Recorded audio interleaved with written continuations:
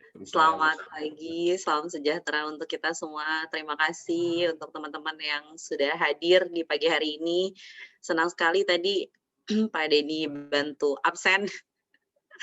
Banyak ya Pak Denny ya, insya Allah teman-teman se-Indonesia hari ini bisa hadir mengikuti kegiatan kita pagi hari ini. Mohon izin sebelumnya perkenalkan, nama saya Isti Nurani, seperti yang tadi disampaikan oleh Pak Ridwan ya. Saya pengawas ketenagakerjaan Provinsi Banten. Saat ini saya bekerja untuk wilayah Kabupaten Serang, Lebak, dan Pandeglang. Mungkin di sini ada yang sudah kenal sama saya sebelumnya, pernah pelatihan bersama saya, alhamdulillah. Hari ini sesuai dengan tema yang telah ditentukan oleh Media Tama ya. Hari ini terkait dengan peraturan K3 konstruksi ya, izinkan saya mulai share screen. Sudah muncul ya materinya di layar Sudah, ya, Pak? Ibu. Oke. Sip. Karena hari ini hari peringatan lahirnya Kartini, jadi temanya agak ngeping ya. Agak ngeping ya temanya. Nah, oke, kalau kita bicara tentang K3 konstruksi ya, apa sih dasar atau peraturan yang harus kita tahu? Nah, ini penting untuk teman-teman tahu ya. Kenapa? Karena kita nggak jauh dari aturan-aturan ini dan memang berkutatnya di sini gitu. Jadi kegiatan-kegiatan konstruksi yang akan dilaksanakan, mau nggak mau kita harus berpedoman pada aturan atau dasar yang ada dan berlaku ya yang pastinya di Indonesia. Nah, untuk bidang konstruksi bangunan ya, di sini kita ada Undang-Undang Nomor 1 Tahun 1970, ini dasar ya daripada semua aturan-aturan K3. Jadi bahasanya ibunya adalah Undang-Undang Nomor 1 Tahun 1970. Kemudian ada Undang-Undang Nomor 2 Tahun 2017 tentang jasa konstruksi ya, ini yang terbaru. Kemudian ada Permenaker Nomor 1 Tahun 1980 tentang K3 pada konstruksi bangunan, ini turunan daripada Undang-Undang Nomor 1 Tahun 1970. Kemudian ada SKB ya, Surat Keputusan Bersama antara Menteri Tenaga Kerja dengan Menteri PU ya, nomor 174/Men 1986 dan 104/KPTS/86 tentang K3 pada tempat kegiatan konstruksi dan pedoman ya, pedoman pelaksanaan K3 pada tempat kegiatan konstruksi. Jadi nanti di dalam SKB tersebut ada pedoman apa saja yang harus dilaksanakan teman-teman sebagai kontraktor khususnya ya. Kemudian yang kelima ada SE 147 tahun 1997, ini tentang wajib lapor konstruksi. Jadi salah satu kewajiban daripada kontraktor ketika ingin melaksanakan kegiatan konstruksi. Kemudian ada Kepdirjen nomor 20 tahun 2004 ya, ini tentang sertifikasi kompetensi K3 di bidang konstruksi bangunan. Ahli apa saja ya, ahli konstruksi apa saja yang wajib dipunya oleh teman-teman ketika mau melaksanakan kegiatan konstruksi dan apa tingkatannya beserta apa aturannya yang mengatur tentang apa ahli yang saya punya. Nah, itu adanya di sana. Nah, kalau kita ngomongin konstruksi, ruang lingkupnya ya, untuk konstruksi bangunan, ialah kegiatan yang berhubungan dengan seluruh tahapan ya, seluruh tahapan yang dilakukan di tempat kerja. Tahapannya tahapan apa saja, mulai dari serah terima ya, serah terima sampai dengan nanti ke perawatan ya, sampai dengan perawatan pemeliharaan. Nah, di sini dikatakan dilakukan di tempat kerja. Tempat kerja yang dimaksud itu tempat kerja yang seperti apa? Nah, di sini tempat kerja bisa kita lihat ya di Undang-Undang Nomor 1 Tahun 1970 definisinya. Pada prinsipnya unsur tempat kerja ketika suatu tempat itu ada tenaga kerja, kemudian ada sumber bahaya dan ada kegiatan usaha. Nah, ini kita sebut tempat kerja. Nah, tempat kerja yang dimaksud dalam kegiatan konstruksi bangunan di sini adalah sebagaimana dimaksud pada pasal 2 ayat 1 dan pasal 2 ayat 2.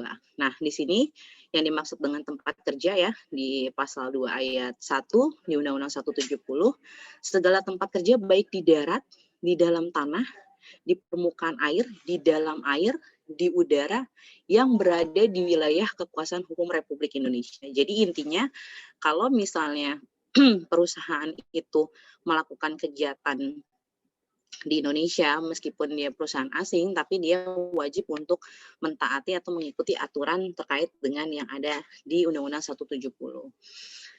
Kemudian diperinci ya, kalau di ayat 2, ayat 2-nya itu diperinci di huruf C, K, dan L. Jadi kalau kita bicara tentang tempat kerja dengan ruang lingkup konstruksi itu di huruf C, K, dan L. Nah, C itu dikerjakan pembangunan, perbaikan, perawatan, pembersihan, atau pembongkaran rumah, gedung, atau bangunan lainnya, termaksud bangunan pengairan, saluran, atau terowongan di bawah tanah, dan sebagainya, atau di mana dilakukan pekerjaan persiapan. Kemudian yang K, dilakukan pekerjaan yang mengandung bahaya tertimbun tanah, kejatuhan, terkena pelantingan benda, terjatuh atau terpersosok, hanyut atau terpelanting. Kemudian yang L, dilakukan pekerjaan dalam tangki, sumur, atau lubang. Nah, ini ruang lingkup tempat kerja di mana kegiatan konstruksi bangunan dilakukan. Sebenarnya kalau misalnya kita baca lagi ya, di Undang-Undang 170, huruf-huruf lain pun sebenarnya ada yang mewakili ya, merepresentasikan, seperti misalnya bekerja pada ketinggian gitu kan, bekerja memberikan perlindungan terhadap suatu pekerjaan yang bertambah lebih parah, ya kan, bahayanya bertambah lebih. Nah, itu juga sebenarnya masuk. Namun memang huruf C, K, dan L ini sudah bunyi ya, sudah bunyi dan sudah ditentukan dalam Permenaker nomor 1 tahun 1980. Jadi kalau misalnya teman-teman bingung gitu kan, kok cuman C, K, dan L, karena memang sudah ditetapkan di Permenaker nomor 1 tahun 1980. Oke, ini ruang lingkupnya ya. Kemudian kewajibannya, apa sih kewajibannya teman-teman ketika mau melaksanakan suatu kegiatan konstruksi ya? Yang pertama melaporkan ya. Jadi untuk setiap pekerjaan konstruksi bangunan yang akan dilakukan itu wajib dilaporkan ya kepada direktur atau pejabat yang ditunjuk. Laporannya seperti apa? Nah, turunannya ya, turunan dari Permenaker 180 ini dijelaskan lagi bahwa sesuai dengan surat edaran ya, surat edaran nomor 147 tahun 1997. Kurang lebih gambarnya seperti ada yang di slide ya. Nanti kalau misalnya kurang jelas silakan ketika slide dibagikan dilihat lagi. Nah, ini bikinnya di mana? Wajib lapor konstruksi. Untuk saat ini wajib lapor konstruksi masih dibuat di masing-masing dinas tempat teman-teman akan mengadakan kegiatan konstruksi. Tapi dinasnya di tingkat dinas provinsi ya, bukan dinas kabupaten kota. Kenapa? Karena bidang pengawasan atau bidang ketiganya sudah adanya di provinsi, sudah tidak ada lagi di kabupaten kota. Namun memang masing-masing daerah mereka punya kebijakan masing-masing ya. Ada contohnya misalnya di Banten kita buat UPTD ya, UPTD pelayanan pengawasan untuk mempermudah teman-teman menjangkau daripada ke Serang misalnya seperti itu. Jadi ada 4 UPT, nanti silakan diurus di masing-masing UPT. Atau juga dengan daerah lain silakan dikomunikasikan kemana, tapi yang pasti melaporkannya ini kepada dinas. Informasi terupdate sedang dirancang, mudah-mudahan goal, mudah-mudahan segera jadi juga. Mungkin kalau nggak tahun ini, tahun depan ya. Kita sedang merancang sebenarnya pelaporan versi digital ya, versi digital dalam arti melaporkan nanti via entah aplikasi atau website ya. Jadi tidak lagi secara manual tapi secara elektronik. Jadi teman-teman bisa mengakses dimanapun berada gitu kan. Yang penting ada sinyal ya. Yang penting ada sinyalnya. Jadi laporan ini nanti bentuknya digital. Nah, apa sih isi daripada wajib lapor ini? Isi daripada wajib lapor konstruksi di sini adalah menjelaskan siapa sih kontraktornya gitu kan, siapa sih main konnya, kemudian proyek apa sih yang sedang dipekerjakan gitu kan, kemudian izin-izin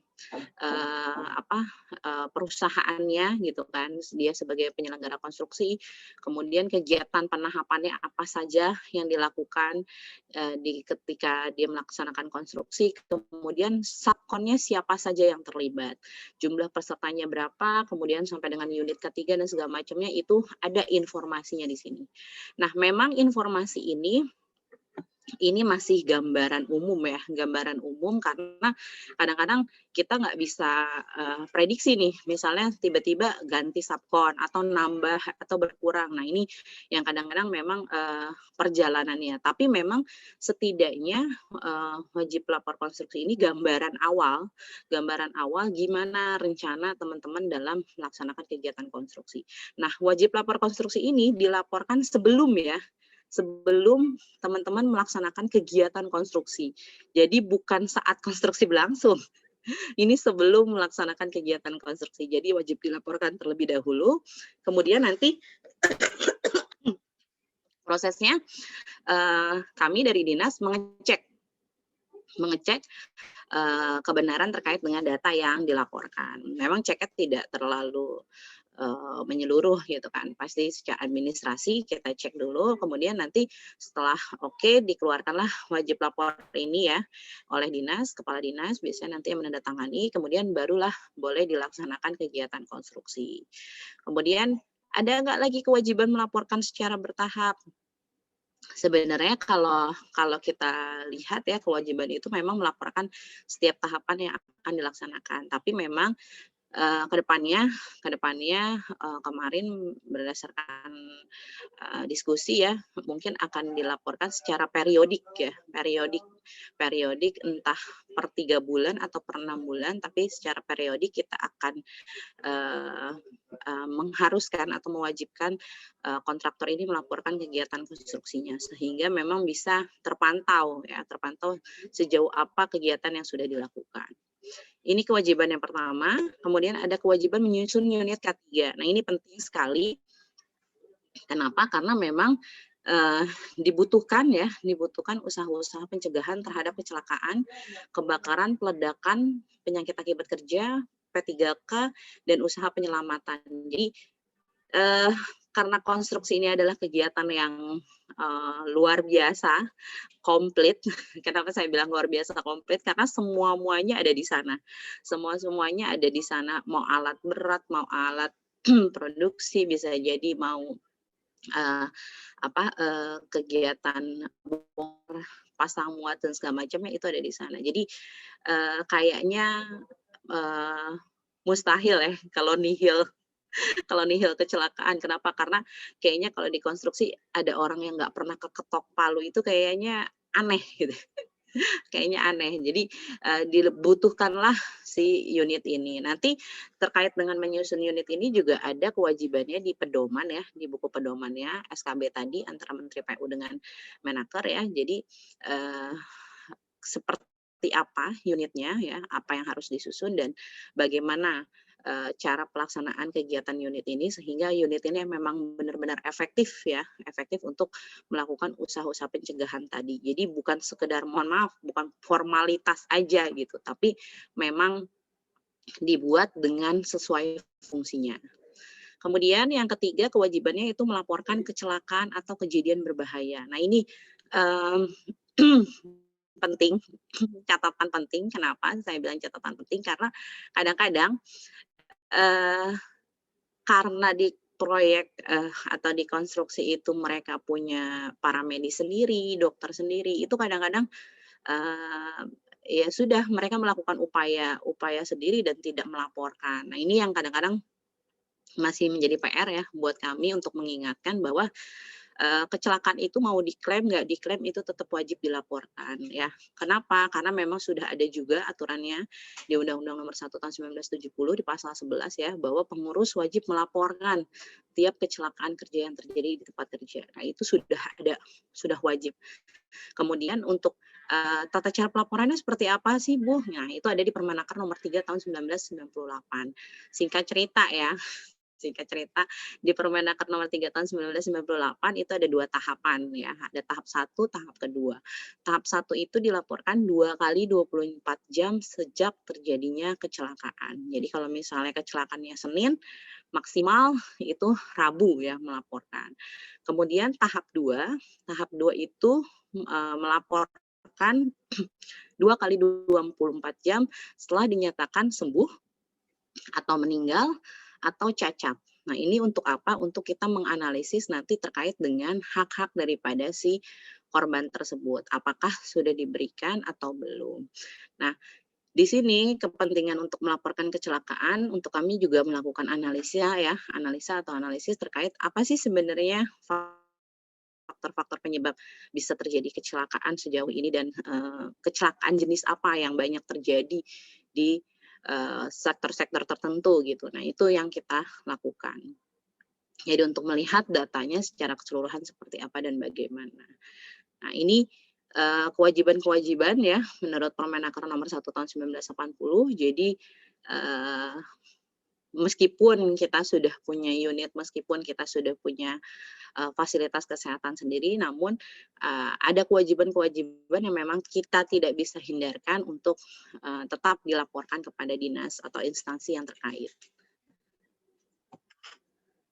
Oke, terkait dengan SKB Menteri ya, SKB antara Menteri Tenaga Kerja dengan Menteri PU, di sini sudah tertuang ya. Ini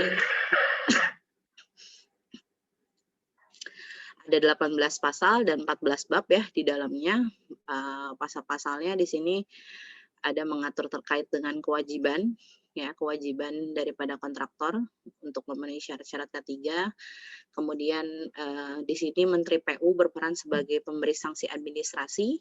Kemudian adanya koordinasi antara kami di Snaker dengan pekerjaan umum ya. Kemudian ada juga terkait dengan ahli K3 konstruksi. Jadi ahli K3 konstruksi ini disetujui oleh Menaker ya.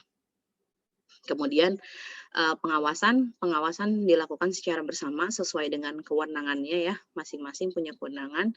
Jadi Depnaker sendiri, pekerjaan umum sendiri. Tapi di sini dikatakan bahwa pengawasan itu kami lakukan secara bersama, namun sesuai dengan kewenangannya masing-masing. Kemudian terkait dengan pedomannya ya, buku pedomannya di sini ada 14 pasal, ada 14 bab ya.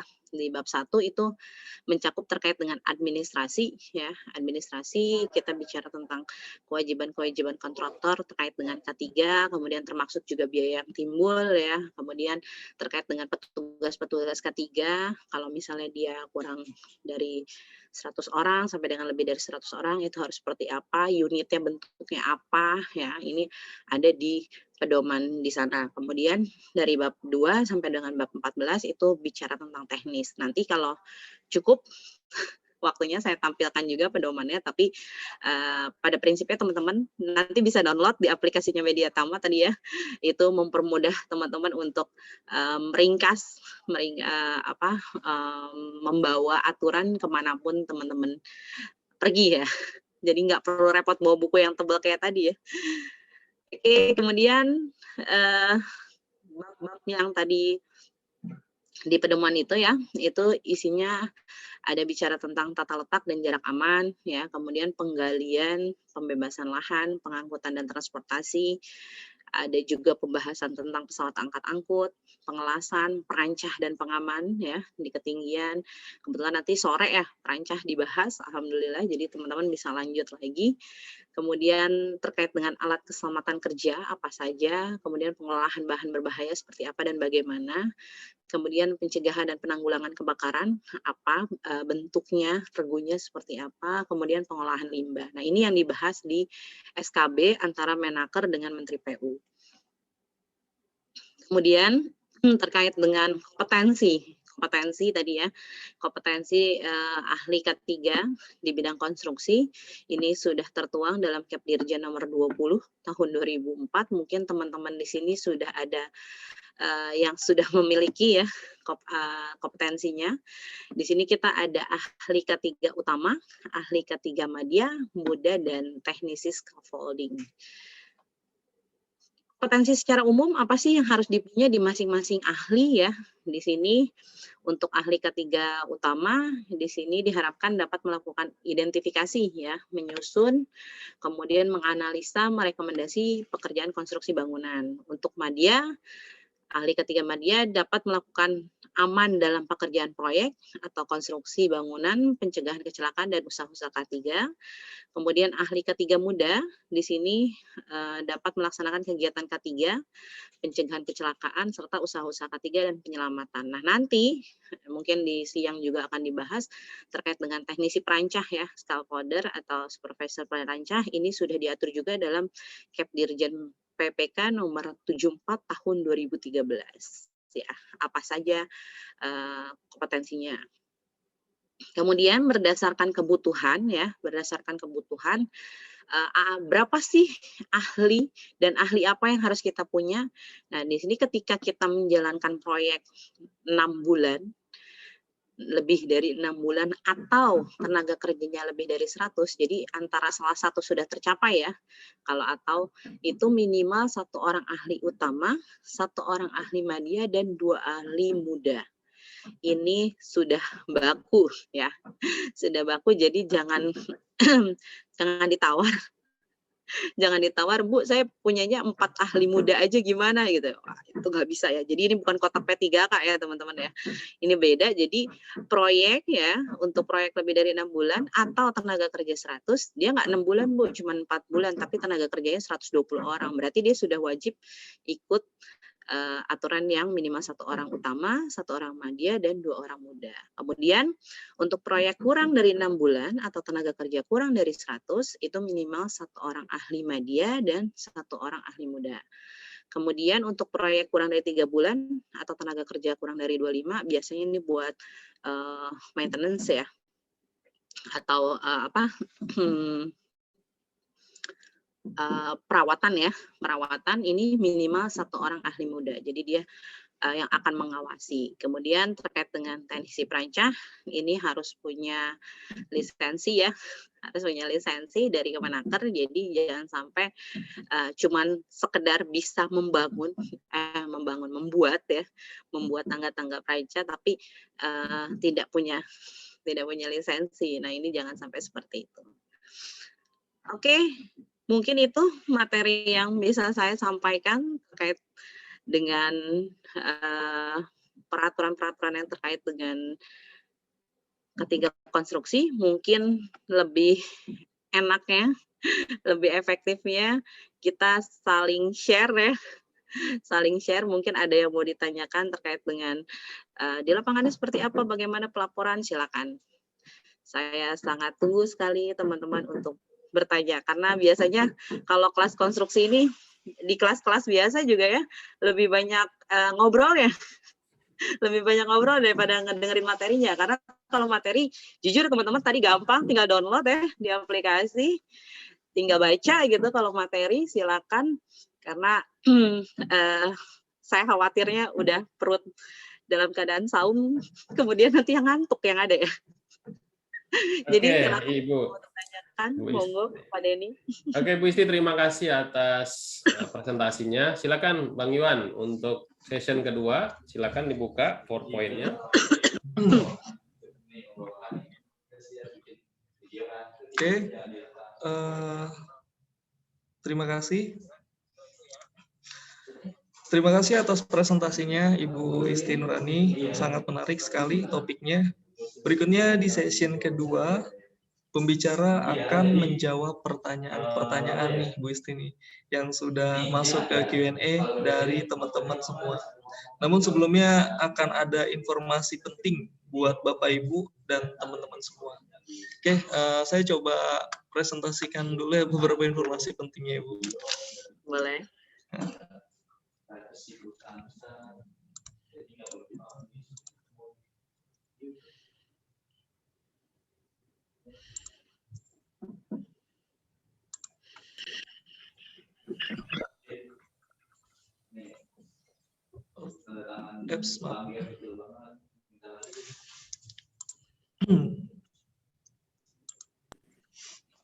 Oke, teman-teman sekalian, Media Tama memiliki channel YouTube. Di sini namanya cukup nanti typing aja Kak Ci Deni, jadi nanti langsung akan muncul tampilan seperti ini ya teman-teman sekalian, Kak Ci Deni. Jadi nanti kalau misalnya teman-teman semua ingin mendapatkan video-video ya yang terupdate terkait dengan K3 itu nanti bisa langsung di sini nih kalau mau khususnya belajar K3 ya, mau memfokuskan ke K3 nanti bisa dapat banyak video dan pembelajaran di YouTube channel Kak Cideni. Nanti langsung jangan lupa kalau udah mampir jangan lupa untuk subscribe. Kemudian like kalau misalnya suka dan share agar bermanfaat untuk kita semua.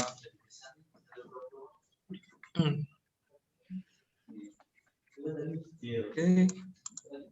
Kemudian perkenalkan juga terkait dengan aplikasi Mika Pro tersedia di Play Store dan App Store sekarang ya. Kalau dulu hanya di Play Store, sekarang kita udah tersedia juga di App Store. Jadi jangan khawatir yang menggunakan Apple langsung aja nanti ke App Store. Nah di sini nanti dengan aplikasi ini Bapak teman-teman semua bisa akses e-sertifikat, e-modul, e-regulasi, CV online, video-video K3 sampai dengan training ya, training K3 nanti informasinya ada di sini. Jadi kalau misalnya butuh training terkait dengan K3 bisa langsung aja akses di Mika Pro. Nah, Bapak Ibu teman-teman semua juga kan nggak perlu khawatir kalau misalnya ikut training, jadi nanti e-sertifikatnya itu nanti akan selalu ditampilin ya, khususnya misalnya ahli K3 umum. Ahli K3 umum mungkin Bapak Ibu belum sempat scan dan lain sebagainya, itu nggak perlu khawatir, kita udah ada tim untuk melakukan hal tersebut, jadi nanti dokumen scanannya itu nanti akan tampil di aplikasi Mika Pro. Nah, untuk itu kalau untuk mendaftarkan Mika Pro diharapkan menggunakan akun Gmail pribadi, jangan perusahaan ya, teman-teman sekalian. Nah, itu nanti karena aplikasi ini kalau bisa tidak menggunakan cukup menggunakan satu email aja untuk mengakses semuanya. Di sertifikat webinar di mana, Wan? Ditaruhnya, biar teman-teman tahu. Oke. Untuk e-sertifikat webinar nanti ada di menu profile ya. Jadi nanti teman-teman sekalian bisa masuk ke menu profile. Kemudian nanti di dalam menu profile itu ada e-sertifikat pelatihan. Nah, di sana nanti diklik aja e-sertifikat pelatihannya.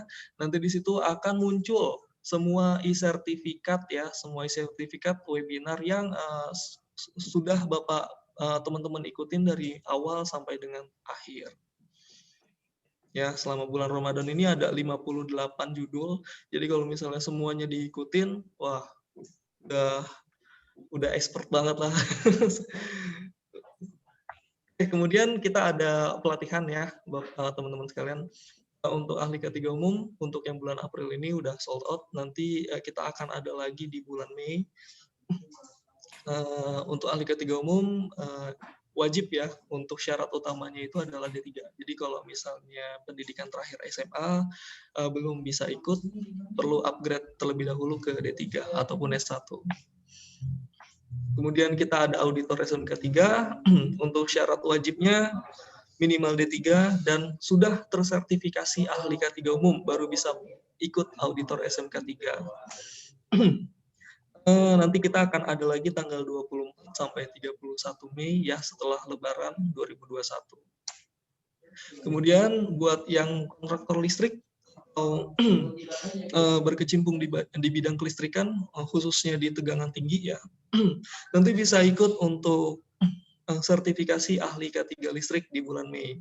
Di bulan April kita sudah sold out. Jadi nanti ada lagi tanggal 27 Mei sampai dengan 15 Juni 2021. Total pelatihannya itu adalah 17 hari. Ya, cukup lama ya, kurang lebih 3 minggu. Nah, kemudian ada teknisi ya, teknisi K3 listrik. Nanti ini kita akan running untuk teknisi sendiri tanggal 23 ya, kurang lebih hari Jumat kita mulainya 23 sampai 3 Mei, 23 April sampai 3 Mei 2021. Nah, nanti setelah Lebaran kita akan ada lagi tanggal 28 Mei sampai 5 Juni 2021. Ya, jadi yang belum memiliki CEO ataupun license teknisi K3 listrik nanti bisa gabung dan join untuk pelatihan teknisi K3 listrik. Kemudian ahli muda K3 konstruksi sold out, kita udah running dari hari Sabtu kemarin tanggal 17 Sekarang sudah berjalan kurang lebih 4 hari ya, teman-teman sekalian. Nanti kalau misalnya merasa ketinggalan, ya kita bisa ikut di next batch-nya, itu setelah Lebaran tanggal 28 Mei sampai 5 Juni 2021. Nanti juga Bu Isti biasanya ngisi juga ya, Bu Isti ya, terkait dengan regulasi di Ahli Muda K3 Konstruksi. Insya Allah. Oke. Kemudian juga supervisor perancah tanggal 26 April sampai 3 Mei 2021. Nanti akan running, jadi buat teman-teman yang mau ikut silahkan nanti langsung infoin aja marketingnya dari Media Tama. Kemudian nanti di bulan selanjutnya setelah Lebaran itu ada di tanggal 29 Mei di akhir ya, sampai dengan 5 Juni 2021. Ada lagi untuk petugas tanggap daruratnya, perusahaan ini perlu ya, wajib juga punya, khususnya untuk petugas P3K, nanti tanggal 24 itu kalau nggak salah hari Sabtu ya, Bapak Ibu sekalian. Jadi nanti kalau yang mau join silakan, nanti kita ada lagi di setelah Lebaran 28 Mei sampai dengan 3 Juni 2021. Dan ini petugas tanggap darurat juga, khususnya untuk kebakaran. Tanggal 19 kita udah running, jadi udah sold out ya. Nanti buat yang ketinggalan nanti bisa gabung di tanggal 22 sampai 27 Mei 2021. Pelaksanaannya blended, jadi nanti simulasi pemadaman apinya dilakukan secara offline, materinya dilakukan secara online. Itu beberapa informasi dari kami. Kalau misalnya butuh informasi lebihnya, nanti bisa langsung hubungi saya, Ridwan, di 0813 777 08508. Kemudian untuk Instagram kita ada di @mediatama ya, Bapak Ibu teman-teman sekalian. Jadi nanti bisa akses Instagram kita untuk mencari informasi dan lihat-lihat ya galeri yang ada di sana. Kemudian ada Facebooknya, silahkan untuk untuk berteman di Media Tama sertifikasi, dan YouTube-nya Kak Cideni jangan lupa untuk di-subscribe dan like dan share untuk video-videonya jika bermanfaat untuk kita semua. Kemudian juga kita ada akun TikTok Kak Cideni, langsung di serbu aja TikTok-nya Kak Cideni. Kemudian juga kita ada jaket gaul boomers nih seharga 375.000. Syaratnya sudah terinstall aplikasi Mika Pro Platinum. 2, itu share sebanyak-banyaknya link YouTube Kak Cideni ke Facebook, LinkedIn, dan IG. Kemudian 3, follow dan like sebanyak-banyaknya video TikTok Kak Cideni. Ya, kalau misalnya itu sudah dilakukan semua, tinggal di screenshot aja, nanti diinfokan ke kita. Mantap, saya boleh ikutan juga ya? Boleh Bu Isti, silakan. Boleh Bu Isti, silakan.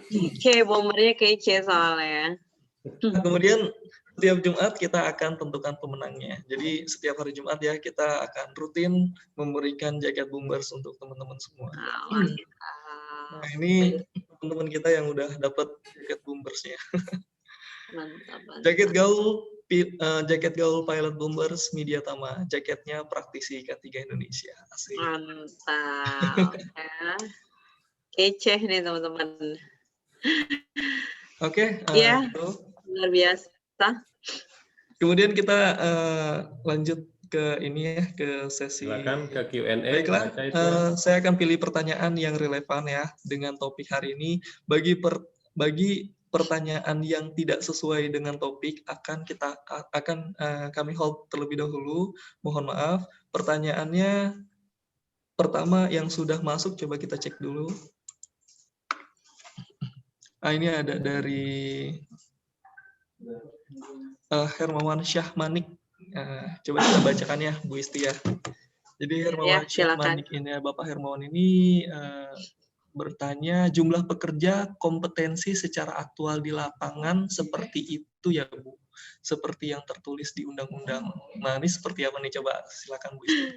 Ya, terima kasih pertanyaannya teman-teman. Ini tadi sambil saya baca satu-satu ya.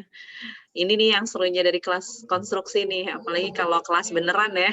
Ini karena kelas webinar, kalau dihidupin satu pasti semuanya pengen nanya. Kalau di kelas beneran saya hidupin semua speakernya. Teman-teman bebas mau menanggapi, saling menanggapi karena memang serunya di sini gitu. Jadi silakan yang belum ikut kelas ketiga konstruksi ya, bisa gabung karena banyak sekali yang bisa kita share ya. Tadi terkait dengan pertanyaan sesuai, yes, sesuai karena aturannya seperti itu bunyinya ya, Kap Dirjennya begitu. Jadi kita harus menyesuaikan dengan aturan yang ada dan berlaku ya. Jadi kayak tadi saya bilang, Bu, kalau misalnya saya punya proyek 6 bulan, saya punya proyek 6 bulan nih pas, tapi pekerja saya 150 orang gitu kan. Di sana kan kewajibannya 1 orang utama, 1 orang madya, 2 orang muda gitu kan. Boleh nggak Bu ditawar? Nah ini saya bilang tadi, ini bukan kotak P3K ya. Kalau kotak P3K tipe A, tipe B, tipe C bisa dikurangin gitu kan. Kalau teman-teman nggak mau punya tipe C, bisa aja punya tipe A 2 kotak gitu. Di mix dengan tipe B. Ini bukan seperti kotak P3K ya. Jadi sudah baku, silakan kita ikuti aturan bakunya karena memang seperti itu adanya untuk kebutuhan proyeknya.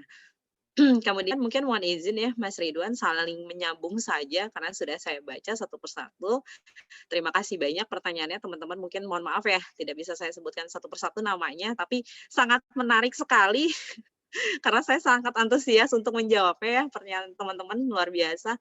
Eh, Pertanyaannya tadi terkait dengan siapa sih yang wajib melaporkan gitu kan? Mungkin pertama itu ya, siapa sih yang wajib melaporkan? Jadi gini, perusahaan atau si pemberi pekerjaan, dia yang punya proyek ya, yang punya proyek ini pertama melaporkan dulu ke dinas terkait dengan ada pekerjaan lain ya, ada pekerjaan lain yang dialihkan kepada pihak lain untuk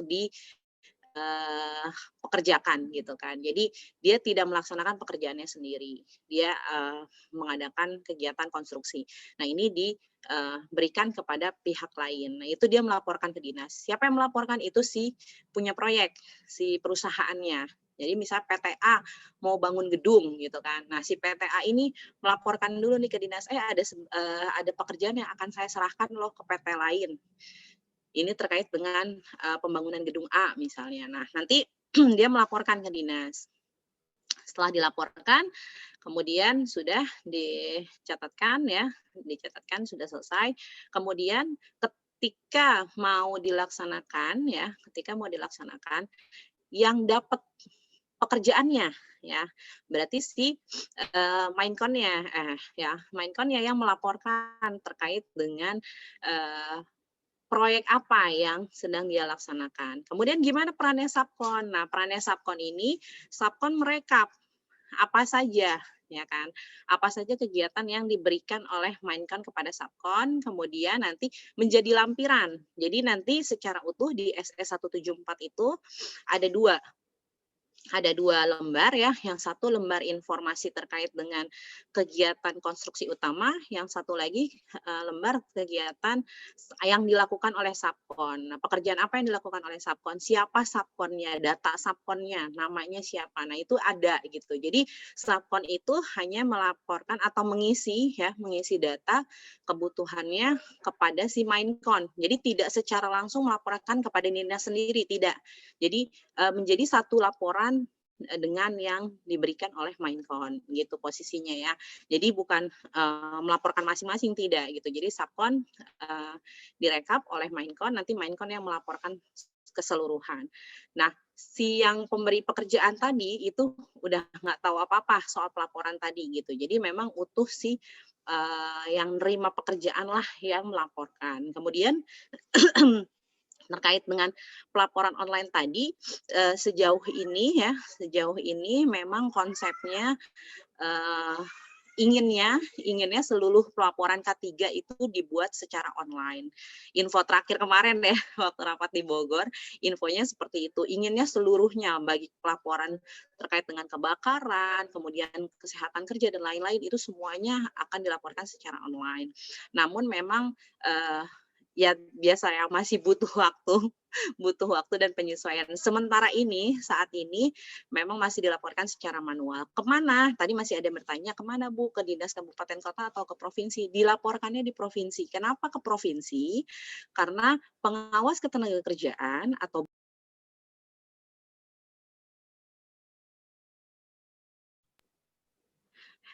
sekarang adanya di provinsi ya, bukan di kabupaten kota gitu ya. Jadi posisinya adanya di provinsi. Terkait dengan adanya unit kerja di masing-masing kabupaten kota itu kebijakan masing-masing daripada provinsi. Contoh misalnya seperti tadi Banten kita punya 4 UPT. Jadi misalnya kalau teman-teman saya ada proyek konstruksinya di daerah Lebak Bu, Sawarna sana gitu. Berarti melaporkannya ke UPT Kabupaten Serang, Lebak, Pandeglang, ke UPT saya gitu kan.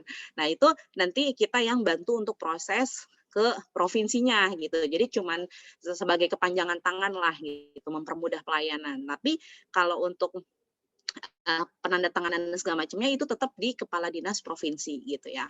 Atau kebijakan lain dah tergantung daerah masing-masing. Tapi pada prinsipnya bidang pengawasan itu sudah tidak ada di kabupaten kota ya, tapi adanya di tingkat provinsi dengan kebijakan UPT masing-masing atau Korwas atau Satwil namanya itu masing-masing daerah beda. Silakan nanti tinggal dicari infonya, Bapak adanya di daerah mana, mungkin saya juga bisa bantu nanti infoin, itu silakan aja ya. Kemudian terkait dengan kebutuhan boleh nggak sih Bu langsung loncat gitu dari ke muda, madya gitu kan tanpa bertahap. Kalau kita lihat aturannya sebenarnya tidak ada aturannya berbeda seperti kebakaran. Contoh misalnya unit penanggulangan kebakaran, kita sandingkan dengan itu. Kalau untuk unit penanggulangan kebakaran dia harus syaratnya itu harus bertahap. Ya, harus bertahap, dia harus ikut kelas D dulu, kemudian kelas C, kemudian kelas B, kelas A. Nah, kalau untuk konstruksi, setahu saya untuk syaratnya itu, dia tidak meminta untuk kita dari tingkat muda dulu, terus kemudian ke madya, ke utama, tidak gitu. Yang penting kita memenuhi kriteria atau syarat. Nah, syaratnya apa? Kalau untuk muda minimal STM ya, Mas Ridwan ya, minimal STM, kemudian sudah punya pengalaman minimal 3 tahun ya di bidangnya, dan memang dia sedang berada atau aktif kerja ya, jadi bukan calon pekerja gitu. Nah itu yang kita garis bawahi di sana. Jadi bunyinya saklek adalah dia memang petugas K3 di bidangnya gitu, bukan orang yang baru mau cari kerjaan gitu. Untuk yang muda, yang madya juga sama. Syaratnya masih STM ya, masih pendidikannya STM, kemudian yang berbeda adalah di utama. Kalau utama itu minimal D3 teknik ya, minimal D3 teknik, kemudian pengalamannya juga kurang lebih 5 tahun. Jadi hanya perbedaannya di situ. Boleh nggak kalau misalnya saya langsung loncat ke madya? Boleh, nggak masalah gitu. Ya, tapi ingat tadi ya, jadi bukan mentang-mentang udah misalnya udah utama, terus kewajiban proyeknya harusnya punya muda, madya utama, dia gugur karena punya utama, enggak ya. Jangan salah kaprah ya, jangan salah kaprah karena masing-masing itu punya kompetensi masing-masingnya. Tadi ya, kompetensi secara umum sudah saya jelaskan, dan di kelasnya itu juga berbeda ya. Berbeda bobot pelajarannya ya. Kalau muda berapa hari Mas di media tama untuk muda? Muda itu offline-nya harusnya 5 hari karena pandemi jadi 7 hari. Oke, kalau madya? Madya 9 hari sih. Nah, kalau utama? Utama belum ada. Mudah-mudahan setelah ini kita ada kelas utama ya. Iya. Karena tadi kayaknya dari pertanyaannya ada yang menarik untuk utama. Karena itu tadi bedanya dengan kebakaran, kita tidak wajib untuk melangkah step by step untuk dikonstruksi. Jadi saya kayaknya pengennya langsung ke Madya aja deh, kalau muda kayaknya udah banyak, udah pasaran gitu, ya silakan gitu kan, nggak ada masalah. Apalagi misalnya, oh saya mau nih berkumpul sama teman-teman saya nih yang satu komunitas, kita pengen sama Media Tama, Mas ayo dong adain kelas utama nih, saya punya ada teman-teman 10 orang. Nah itu kan enak banget ya, bisa. Jadi langsung tinggal jalan aja begitu kan, fasilitasnya tinggal dipenuhi. Nah, hal-hal seperti itu menurut saya sebenarnya nggak jadi masalah ya kalau untuk dikonstruksi karena memang sesuai dengan kebutuhannya. Nah tadi terkait dengan pertanyaan yang selanjutnya juga teman-teman ada yang nanya, Bu kalau untuk yang di pekerjaan pemancang gimana gitu, apakah tetap sama? Jadi untuk ini ahli K3 konstruksi, ini kegiatan konstruksi secara umum. Mau pekerjaan apapun ya, mau pekerjaan apapun itu wajib punya ya untuk kegiatan konstruksi. Jadi apa sih kegiatan konstruksinya? Nah itu kan kita sudah bahas ya di awal, kegiatan konstruksinya yang berhubungan dengan tempat kerja C, K, dan L ya. Ketika dia melakukan pekerjaan itu maka wajib. Nah untuk pemancang itu kan nanti berhubungannya dengan ketinggian. Itu tetap spesifikasinya tetap harus mengikuti aturan yang lain, regulasi yang lain. Contoh misalnya bekerja kepada ketinggian, nah itu tetap harus ada gitu kan. Kemudian perancah tadi kan tetap perancah harus ada teknisinya gitu kan. Kemudian tadi saya bilang karena di konstruksi ini kompleks, konstruksi ini paket lengkap. Jadi semuanya harus ada. Contoh misalnya, karena di konstruksi ini ada alat berat, menggunakan alat berat. Operatornya, berarti operatornya juga harus tersertifikasi alat-alat tersebut gitu kan. Kemudian petugas kebakarannya. Petugas kebakarannya bukan sekedar unit K3 yang tadi sudah dibangun di proyek konstruksi, tapi juga harus memenuhi syarat terkait dengan petugas peran kebakaran atau unit penanggulangan kebakaran sesuai dengan Kemenaker 186 gitu kan. Jadi kalau kita bicara konstruksi, tadi saya bilang dari A sampai Z-nya itu semua aturan ada di sana, semua aturan ada di sana dan itu yang wajib kita penuhi. Nah, kalau kita ngomongin ahli konstruksinya, ini dia adalah orang yang berpikir, dia orang yang merancang terkait tadi ya tugas-tugasnya sudah saya jabarkan secara umum, itu terkait upaya-upaya pencegahan, gimana supaya tidak terjadi hal-hal yang tidak kita inginkan. Nah, itu adanya di sana gitu. Jadi tetap intinya kita semua kalau ngomongin konstruksi, kewajiban ahli konstruksinya itu tetap dengan rumahnya, namun kalau pekerjaan kita spesifik, misalnya tadi perawatan gedung tinggi, terus atau misalnya yang lain-lain, itu tetap harus punya izin bekerja pada ketinggian, ya sertifikasi ketinggian dan segala macamnya itu tetap harus diikuti sesuai dengan regulasinya. Kemudian tadi ada yang nanya juga soal SKA, sertifikat kompetensi ya, yang dikeluarkan oleh lembaga jasa konstruksi gimana gitu kan. Nah kalau itu sebenarnya kayaknya kebutuhannya lebih kepada kebutuhan tender ya. Kejujurannya kebutuhan tender ya. Kalau jadi gini, prinsipnya kalau yang sudah diatur di dalam undang-undang itu wajib. Itu wajib, nggak ada toleransi, bukan toleransi ya, nggak ada tawar-menawar lah ya, itu sudah wajib. Jadi kalau misalnya saya mau ikut tender 6 bulan, misalnya proyeknya 6 bulan lebih dari 100 orang, berarti saya wajib punya ahli K3 muda, Madya, muda 2 orang, Madya 1, utama 1, itu udah wajib gitu. Nah, tapi kalau terkait sertifikasi yang dikeluarkan oleh lembaga jasa konstruksi itu gimana? Nah, itu pelengkapnya sebenarnya. Karena di peraturan perundang-undangan ya, mohon maaf belum ada bunyi memang diwajibkan untuk yang dikeluarkan oleh lembaga jasa konstruksi ya, itu belum ada. Tapi memang kewajibannya adalah yang dikeluarkan oleh baik Kemenaker maupun dari Kemen PU ya, karena kalau nggak salah PU juga ngeluarin sertifikasi juga ya tertentu gitu. Nah itu silakan diikuti yang memang ada peraturan perundang-undangannya. Jadi kalau di luar peraturan perundang-undangan, menurut saya itu pelengkap ya, bukan kewajiban. Jadi itu pelengkap. Kemudian terkait dengan apa lagi nih? Syarat-syaratnya tadi ya muda Madya sudah, tinggal dibaca lagi perbedaannya pasti beda kelas-kelasnya ya.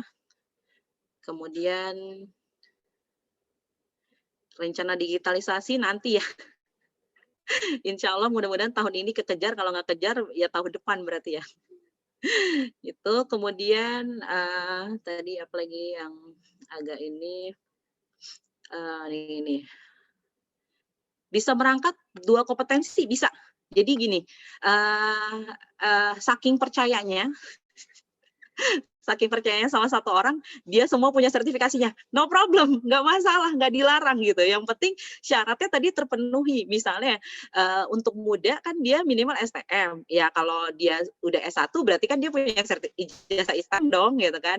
Dia ikuti kelas muda, saya ikut kelas muda 7 hari udah.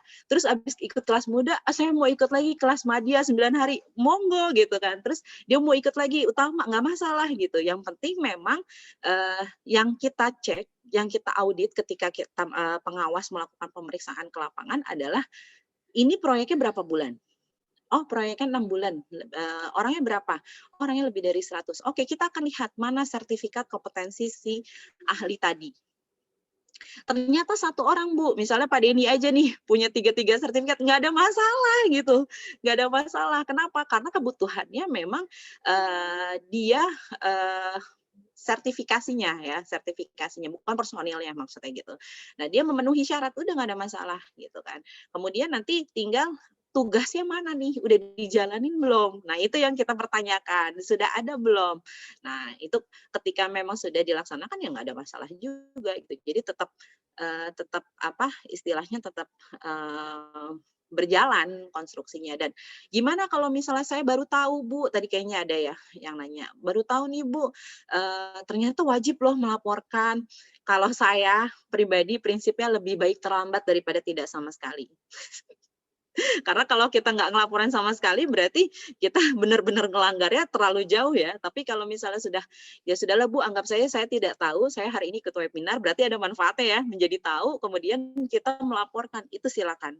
Menurut saya lebih baik laporkan daripada tidak sama sekali. Jadi laporkan saja, saya selaku subkon nih Bu, gimana gitu. Berarti ingetin aja ke mainkon ya Pak, kita sudah laporan belum? Ini loh data saya untuk dilaporkan ke dinas, gitu aja. Tapi bukan subkonnya yang punya kewajiban untuk melaporkan gitu. Biarkan mainkonnya. Nah, nanti untuk pengecekannya secara administrasi di lapangan, memang kita seharusnya, ini saya katakan seharusnya itu bertahap di masing-masing periode atau di masing-masing masa ya, di masing-masing masa teman-teman melakukan kegiatan konstruksi. Contoh persiapan ya kan, di awal nih persiapan kita cek kan dari wajib lapor konstruksi itu siapa subkonnya, si A, si B, si C. Oke. Si A nanganin apa, si B nanganin apa, si C nanganin apa. Kita lihat kelengkapan dokumennya, kita lihat operatornya, kita lihat alat-alatnya, apakah sudah ada pengesahannya atau belum gitu kan, perizinannya, suketnya segala macam. Nah itu kita cek. Kemudian nanti tahap selanjutnya apa? Misalnya tahap beton, tahap yang lain gitu. Nah itu seharusnya idealnya kita biasanya step by step. Tapi kalau teman-teman yang orang lapangan kayaknya udah hafal ya. Kayaknya udah hafal. Biasanya by phone udah, Bu, kita mau ngerjain ini. Ya udah lanjut gitu. Yang penting memang prinsipnya sih sebenarnya ada komunikasi lah ya. Ada komunikasi antara teman-teman yang di lapangan ya, yang di lapangan dengan kami pengawas ketenaga kerjaan gitu. Jadi apa bahasanya, dulu ada kelas konstruksi bilangnya ini aja lah Bu, apa jiwa korsa. Jiwa korsa aja Bu katanya gitu kan. Jadi kita saling paham karena memang ya kondisinya tadi ya untuk kita mondar-mandir bolak-balik itu kan memang butuh waktu ya, butuh waktu gitu. Tapi yang sudah berjalan biasanya kita by calling gitu kan, mereka melaporkan, oke. Ada beberapa jenis pemeriksaan ya di kegiatan konstruksi.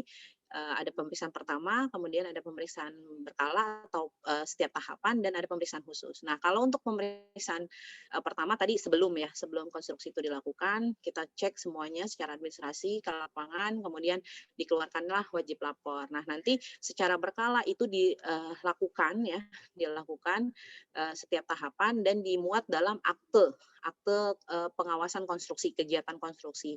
Isinya apa? Aktenya itu terkait dengan saran tindak apa yang harus dilakukan. Misalnya kalau ada yang tidak sesuai. Contoh misalnya pada saat dilakukan pemeriksaan berkala diketahui operatornya belum punya SIO, maka pasti kita akan melarang operator tersebut untuk melakukan atau mengoperasikan alat tersebut. Nah, itu salah satu temuannya misalnya. Kemudian Misalnya ada alat yang diketahui tidak berfungsi gitu kan, tidak berfungsi, itu lebih baik tidak berada di proyek misalnya. Kemudian, masalah-masalah receh lainnya kayak misalnya tempat buang paku, tempat buang, apa, sisa-sisa, bahan-bahan itu biasanya, masih suka acak-acakan. Nah, itu biasanya masuk ke dalam dalam, apa, akte pengawasan kita untuk melihat atau mereview apa sih yang sudah dilaksanakan dan apa perbaikan yang harus dilakukan. Kemudian khusus, nah kalau khusus ini biasanya terkait dengan kecelakaan kerja, ya.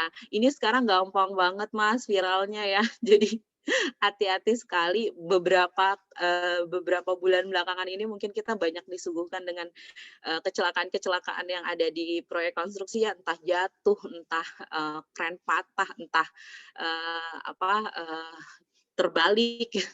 Nah, itu hal-hal yang kayak gitu biasanya kita pasti langsung harus wajib turun ke lapangan untuk melihat, mengecek, apa yang sebenarnya terjadi. Sebenarnya kalau untuk konstruksi ya ketika semuanya sudah sesuai ya, sesuai dengan, apa, JSA-JSO-nya ya, maka tidak akan ada masalah sebenarnya. Jadi gini, kita sudah melakukan upaya, tapi tetap terjadi, ya udah wallahi gitu kan, yang penting kita sudah melaksanakan. Beda hal dengan kita tidak melaksanakan aturan-aturan itu gitu, maka akan timbul akan timbul permasalahan yang nanti bisa jadi arahnya mungkin kepada, yang serius ya gitu, maksudnya ke penyidikan itu bisa gitu. Apalagi kalau misalnya amit-amit ada korban meninggal. Nah, biasanya kalau ada korban meninggal, apa, itu lebih lebih lebih menjadi pusat perhatian biasanya seperti itu. Jadi kalau saya sih berharapnya teman-teman di sini, apalagi kalau misalnya teman-teman yang punya proyek ya, apa, sebagai Mainkon diusahakanlah untuk, sesuai dengan semua peraturan-peraturan tadi biar tidak saling tidak saling ini ya, tidak saling, apa bahasanya ya yang pas tidak saling merugikan lah karena, saya yakin teman-teman di proyek ini, butuh bekerja sesuai dengan waktu. Karena kalau waktunya molor pasti biayanya juga bertambah ya.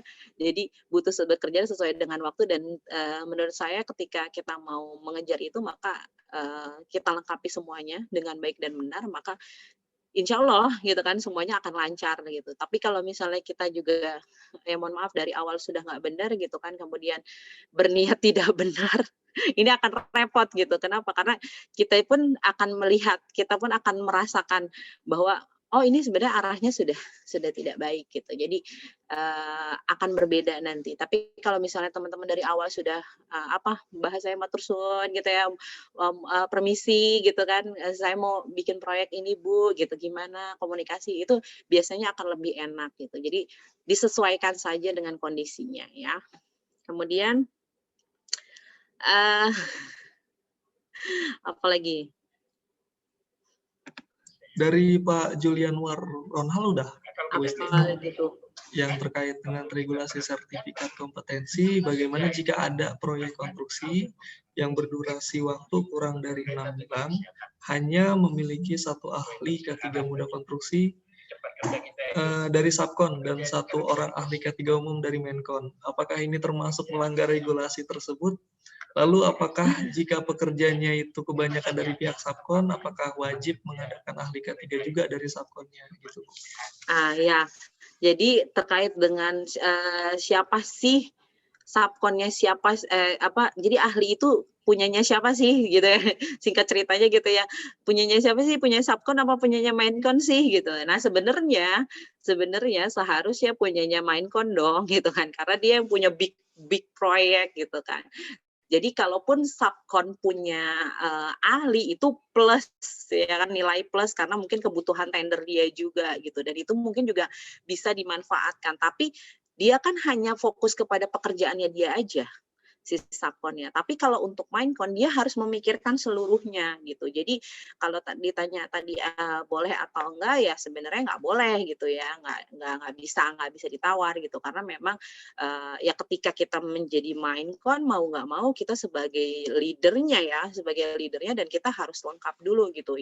Ya malu lah ya bahasanya, masa sih kita kalah sama subkon Ini ledekan saya aja ya. Tapi maksudnya kita kalah sama Subkon punya ahli, kita enggak gitu. Beda nggak sih Bu ahli ketiga konstruksi dengan umum? Beda jelas ya. Kenapa? Karena kalau ahli ketiga umum dia hanya mempelajari terkait dengan K3 secara umum, semua norma K3 secara umum. Kebutuhannya untuk apa? Nah, ini yang harus saya jelaskan ya. Jadi kebutuhan ahli K3 umum itu terkait dengan pembentukan P2K3. Ya, di Undang-Undang Nomor 1 Tahun 1970 di pasal 10 Menteri itu dapat membentuk panitia P2K3. Panitia P2K3 ini, P2K3 ini ada aturan tersendirinya di Permenaker Nomor 4 Tahun 1987. Di sana dikatakan bahwa sekretarisnya ya adalah ahli K3. Siapa sih yang wajib punya P2K3? Yang wajib punya P2K3 adalah perusahaan yang memiliki 100 orang tenaga kerja atau memiliki potensi bahaya tinggi. Kira-kira konstruksi punya potensi bahaya tinggi nggak? Jawabannya pasti punya ya, nggak mungkin nggak ya kalau konstruksi. Jadi teman-teman wajib punya P2K3. Nah, dasarnya teman-teman mengikut sertakan ahli K3 umum adalah karena teman-teman ingin membentuk P2K3 gitu ya. Jadi kita bentuk P2K3, sekretarisnya wajib ahli K3 umum gitu. Kemudian tidak wajib ahli K3 umum ya, mohon maaf, ahli K3, wajib ahli K3. Jadi sebenarnya ini juga kemarin sempat dibahas, gimana kalau misalnya sekretarisnya ahli K3 konstruksi? Boleh nggak? Boleh, nggak masalah gitu. Tapi memang debatable-nya adalah gini, kalau konstruksi, kalau dia hanya ahli konstruksi, dia pemikiran hanya fokus kepada konstruksi, tidak secara menyeluruh. Kalau teman-teman ikutnya ahli K3 umum, itu semua norma K3 itu dipelajarin di ahli K3 umum. Tapi kalau teman-teman hanya ikut ahli K3 konstruksi, itu hanya materi terkait dengan konstruksi saja. Kalau teman-teman ikut ahli K3 kebakaran, itu hanya kebakaran saja. Listrik hanya listrik saja. Dan mereka semua ini punya aturan masing-masing kenapa harus punya ahli itu. Contoh, misalnya kayak ahli K3 listrik. Kenapa saya harus punya ahli K3 listrik? Di Permenaker Nomor 12 Tahun 2015 dengan perubahannya Permenaker Nomor 33 Tahun 2015, dikatakan yang wajib punya ahli K3 listrik adalah ketika kita menggunakan listrik 200 kilovolt, KVA ya, 200 kilovolt. Kita punya 200 kilovolt, kita wajib punya ahli K3 listrik. Nggak ada cerita lagi. Bu, saya udah punya ahli K3 umum. Tadi saya bilang, regulasinya beda masing-masing. Jadi kenapa saya harus punya ahli K3 umum? Karena saya tadi mau membentuk P2K3. Nah, kenapa saya harus punya ahli K3 listrik? Karena saya menggunakan listrik 200 kilovolt. Kenapa saya harus punya ahli K3 kebakaran? Karena saya masuk kualifikasi kebakaran berat. Jenis kebakarannya kelasnya klasifikasi berat. Nah, jadi masing-masing kita punya aturannya sendiri gitu. Jadi enaknya dengan kita belajar konstruksi, kita tahu semua. Oh, penanggulangan kebakaran itu harus ngebentuk apa? Oh, pesawat angkat-angkut itu harus apa? Oh, perancah itu gimana? Nah, itu semua masing-masing ada regulasinya dan itu ya yang harus kita penuhi. Jadi gimana kalau misalnya saya udah punya ahli K3 umum, tapi nggak punya ahli K3 konstruksi, boleh nggak saya menyelaksanakan konstruksi? Nah, ini yang yang menjadi pertanyaan besar, kok bisa gitu kan. Nah, jadi akan berbeda ya, akan berbeda masing-masing itu karena sudah ada rumahnya, sudah ada regulasinya, jadi akan berbeda peruntukannya. Jadi boleh atau tidak? Ya jawabannya pasti nggak boleh. Jawabannya pasti nggak boleh. Kenapa? Karena regulasinya beda. Tapi kalau misalnya tadi P2K3 boleh nggak sih Bu ahlinya itu ahli K3 listrik? Iya boleh, kenapa? Karena P2K3 tidak disebutkan ahli apa gitu. Cuman memang secara umum, secara logika kita pasti akan arahkan ke ahli K3 umum. Kenapa? Karena dia yang mengetahui seluruh norma K3 secara umum gitu. Nah, nanti peruntukan yang lainnya ya sesuai dengan kebutuhannya tadi ya, listrik, lingkungan, kimia, kemudian kebakaran, itu semua masing-masing sudah ada rumahnya. Jadi nggak bisa dioper-oper, ditoleransi. Kayak tadi saya bilang, ya ini bukan kotak P3K ya teman-teman ya. Kalau kotak P3K iya aja, nggak punya tipe A, diubah gitu kan, di-mix itu bisa. Tapi kalau untuk ahli, mohon maaf, belum bisa. Artinya harus punya keduanya, Bu, lebih baik ya, Bu, ya? Yes, betul, lebih baik karena gini, akan berasa lah, akan berasa. Sekarang akan berasa kenapa? Karena gini, misalnya, Mas Ridwan ikutnya ahli K3 konstruksi, kemudian Mas Ridwan disuruh, jadi sekretaris P2K3. Otaknya ini udah ketanamnya ngomonginnya konstruksi aja gitu. Kenapa? Karena kelas yang saya ikutin konstruksi. Ketika nanti, ini gimana ahli K3 umum masalah identifikasi bahaya ini, yang aduh saya kemarin bikinnya JSA buat ini Bu, proyek Bu, nggak bikin yang buat secara umum. Nah, itu kan akan ada akan berasa perbedaannya dan memang dari, silabusnya, dari materinya pun akan berbeda. Nanti silakanlah teman-teman boleh tanya ke Mas Ridwan. Boleh nanya nih kira-kira apa aja sih materi yang didapat gitu. Per kelasnya itu akan beda tingkatannya. Semakin tinggi tingkatan, semakin teknis ya, semakin teknis dan semakin dalam. Dan pasti JPL-nya juga akan semakin lebih banyak. Dan harganya pun pasti lebih pasti lebih. Lebih Tapi itu mahal ya, Bu, tidak ya? tidak bisa bohong. Emang karena tidak bisa bohong ya. Jadi memang mempengaruhi daripada itu gitu. Baik, Bu Isti. Nih, kemudian kita lanjut ke pertanyaan selanjutnya, ya, Bu Mm-mm. Isti, ya. Mm-mm. Jadi di sini dari Pak Munir Munir Dohali ya. Pertanyaannya ini sepertinya udah pertanyaan pertama udah dijawab. Kemudian pertanyaan Mm-mm. kedua terkait dengan pelaksanaan konstruksi yang akan berjalan perlu pelaporan ke dinas setempat UPTD. Adakah format khusus atau template khusus untuk pelaporan ini? Dan jika tidak melakukan pelaporan terkait kegiatan konstruksi yang berjalan, apakah akan menjadi pelanggaran bagi perusahaan atau owner project atau cukup dengan izin kerja yang sudah dikeluarkan oleh perusahaan atau owner? Silakan. Ya, jadi gimana cara jawabnya ya? Untuk format ya, untuk format itu sudah baku, sudah ada di SE 174 ya, 174 tahun 1997. Jadi itu sebagai apa? Format yang memang sudah diatur. Nanti silakan teman-teman dilihat boleh. Nanti saya juga akan kirim lah ya ke Mas Ridwan aturan-aturannya untuk mempermudah. Tapi kayaknya ada deh di Meditama Pro ya. Tinggal download aja ya, gampang insya Allah. Jadi sudah ada, itu formatnya memang sudah baku. Gimana kalau tidak melaporkan? Hal terburuk apa? Sebenarnya gini, kalau nggak ketahuan nggak akan ada masalah. Ini jujurnya ya. Kalau nggak ketahuan nggak akan masalah. Tapi kalau ketahuan sama kayak kemarin salah satu perusahaan binaan saya, tahu-tahu ngundang saya untuk peresmian gedung. Saya sampai syok, hah? Peresmian gedung? Emang ada bangun gedung baru? Saya bilang gitu kan. Oh ada Bu, bentar lagi selesai, kurang lebih 3 bulan lagi. Oh saya panggil dong ya kan. Saya panggil main code-nya. Oh dia nggak tahu kalau harus melaporkan. Saya sampai kaget. Oh nggak tahu kontraktor mana nggak tahu gitu kan. Nggak belajar kayaknya. Akhirnya ya kita kita turunkan ego. Kita turunkan ego, kita arahkan untuk tetap melaporkan gitu. Terburuknya itu kita bisa berhentikan proyeknya ya, apalagi kalau misalnya sampai ada fatality tadi, misalnya ada kecelakaan kerja, kemudian terbukti dia tidak melaporkan dan segala macamnya lah, banyak kesalahannya, itu bisa kita hentikan proyeknya, itu fatality-nya ya. Tapi kalau misalnya tadi saya bilang sebenarnya kalau komunikasinya di awal enak gitu kan, kita juga bisa saling share, saling kasih masukan apa sih sebaiknya bagaimana, itu lebih enak lah gitu. Jadi penting mungkin untuk teman-teman yang sudah paham lapangan ya, silakan komunikasikan dengan pengawas tempat gitu kan, terutama dengan binaannya langsung gitu kan, karena biasanya itu akan lebih mempermudah prosesnya teman-teman untuk pelaporan dan komunikasi segala macamnya ya gitu. Jadi lebih lebih inilah lebih fleksibel gitu sistemnya, tidak terlalu dibilang ketat banget enggak, tapi kendor banget juga enggak gitu. Tapi tadi prinsipnya ketika nggak ketahuan nggak akan ada masalah. Tapi ketika terjadi fatality, ya itu yang akan menjadi masalah. Jadi silakan teman-teman mau menanggung masalah atau mencegah terjadi masalah, itu pilihan ya gitu.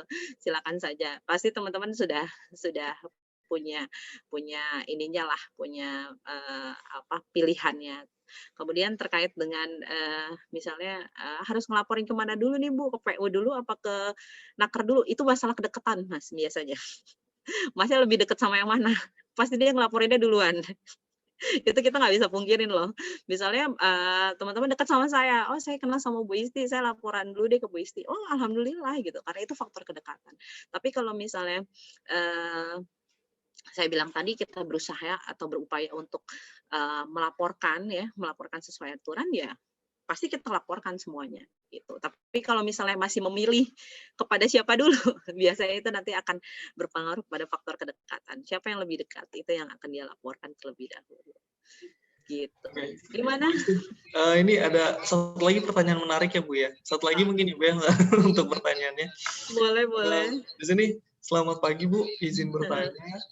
Untuk ahli K3 ini biasanya diharuskan ada pada proyek-proyek besar ya seperti gedung, jalan layang maupun lainnya. Yes. Nah, bagaimana dengan proyek perumahan atau developer yang dalam melakukan pembangunan berkelanjutan? Memangnya di developer nggak harus menyediakan harus juga kan ya Bu ya? Harus. Jadi gini, ini yang kadang-kadang mungkin masih menjadi pertanyaan. Kalau bangun perumahan masuk ke objek kerja kita nggak sih, gitu kan? Masuk nggak sih? Kalau kita ngomong definisi tempat kerja tadi ya, definisi tempat kerja itu di Undang-Undang 170 itu sangat luas. Tapi prinsipnya ketika memenuhi 3 unsur ya, adanya tenaga kerja, kemudian ada sumber bahaya dan ada kegiatan usaha, maka disitulah tempat kerja. Nah, gimana proyek perumahan? Wajib nggak sih Bu memenuhi? Tadi saya bilang kalau ketahuan ya wajib. Gimana kalau nggak ketahuan ya? Kalau nggak ketahuan ya sudah gitu. Tapi kalau untuk di Banten sendiri itu sudah mulai kita merambah ke arah developer perumahan. Kenapa? Karena memang kita bisa tahu lah ya untuk bangun-bangun perumahan itu kalau ini lebih banyak yang mengabaikan K3 ya, kita bisa lihat gitu kan. Itu banyak minimalnya setidaknya gini, kita memastikan bahwa mereka memenuhi aturan standarnya, contoh kayak BPJS ya kan, mereka ikut BPJS proyek konstruksinya gitu kan, setidaknya pekerjaannya aman. Kemudian gimana dengan kebutuhan ahli dan segala macamnya Bu? Nah itu nanti kita tinggal melakukan pembinaan kepada mereka. Biasanya memang ngotot ya, mohon maaf ya, ngototnya mereka, "Kan saya bukan proyek ini Bu," gitu kan, "ini kan perumahan aja," gitu. Biasanya yang ngototnya kayak gitu. Tapi regulasinya tadi kita sampaikan bahwa ketika dia punya proyek lebih dari 6 bulan, lebih dari 100 orang, maka dia wajib untuk melaksanakan aturan yang memang sudah tertuang dalam Permenaker Nomor 1 Tahun 1980. Itu sih sebenarnya gitu. Jadi memang kita juga bertahap ya. Kita juga nggak nggak semua daerah itu konsen ke sana gitu. Karena kita gini, pengawas ketenagakerjaan itu membuat bidang pengawasan ya. Pengawasan itu membuat peta permasalahan. Permasalahan apa sih yang urgent dan harus segera gitu. Nah itu mungkin sejauh ini memang untuk konstruksi perumahan ya, real estate itu belum terlalu dilirik lah. Kenapa? Karena memang mungkin tadi terkait dengan keurgenannya itu gitu. Jadi bukannya tidak itu semua objek kita gitu. Tapi memang tadi tinggal masalah urgensinya yang mana gitu. Itu sih sebenarnya. Kemudian kalau misalnya kalaupun misalnya istilahnya belum tersentuh ya, belum tersentuh bukan berarti tidak ya, tapi belum saja gitu. Kenapa? Karena memang ya jujur kalau misalnya kita mau ngomongin jumlah personil pengawas ketenagakerjaan jauh dari kata cukup, jauh dari kata cukup. Jangankan mikirin yang konstruksi gitu kan, mikirin yang industri aja, jumlah industri kita berapa ribu dikali dibagi berapa jumlah orang pengawas ketenagakerjaan itu wow gitu. Jadi sangat minim sekali. Makanya untuk konstruksi aja tidak diharuskan spesialis konstruksi melakukan pemeriksaan gitu kan. Pengawas ketenagakerjaan pun bisa melakukan pemeriksaan gitu. Kenapa? Karena jumlah pengawas konstruksi spesialis konstruksi itu terbatas, sangat terbatas gitu. Jadi tidak mungkin hanya berapa orang itu memegang seluruh proyek besar proyek-proyek di Indonesia. Nah, pasti ada konsennya. Di konstruksi pun pasti ada konsennya. Oh ya, kita konsen kepada proyek pembangunan jalan misalnya atau proyek pembangunan jembatan. Jadi ada fokus-fokus yang kita petakan juga gitu. Itu sih yang teman-teman perlu tahu. Makanya mungkin kalau terkesan tidak dilirik gitu ya, ya bukan tidak dilirik, belum dilirik gitu. Kemudian ada yang menarik lagi nih, Mas Ridwan, tadi masalah sertifikasi dengan BNSP gimana ya gitu. Karena izin bertanya ya, Sekretaris P2K itu disebutkan harus ahli ketiga umum yang berarti sertifikasi dari Kementerian dan BNSP ya. Jadi kalau untuk masalah sertifikasi ya, jadi gini, teman-teman silakan baca aturannya, ya, baca aturannya karena di aturannya itu bunyi sertifikasi ini dilakukan oleh siapa, pelatihan ini dilakukan oleh siapa. Contoh seperti semua lah ya, semua aturan yang berkaitan dengan ketenagakerjaan pasti bunyinya diselenggarakan oleh perusahaan jasa K3 yang ditunjuk oleh menteri. Nah, jadi belum tentu dia punya perusahaan jasa K3 tapi punya penunjukan dari menteri. Itu namanya bodong. Itu masih banyak gitu kan. Masih banyak sekali. Jadi hati-hati teman-teman, pastikan sudah punya SKP. Contoh seperti Media Tama nih, mereka sudah punya penunjukan dari menteri dan yang pasti mereka mengadakan kelas karena mereka sudah punya ahlinya.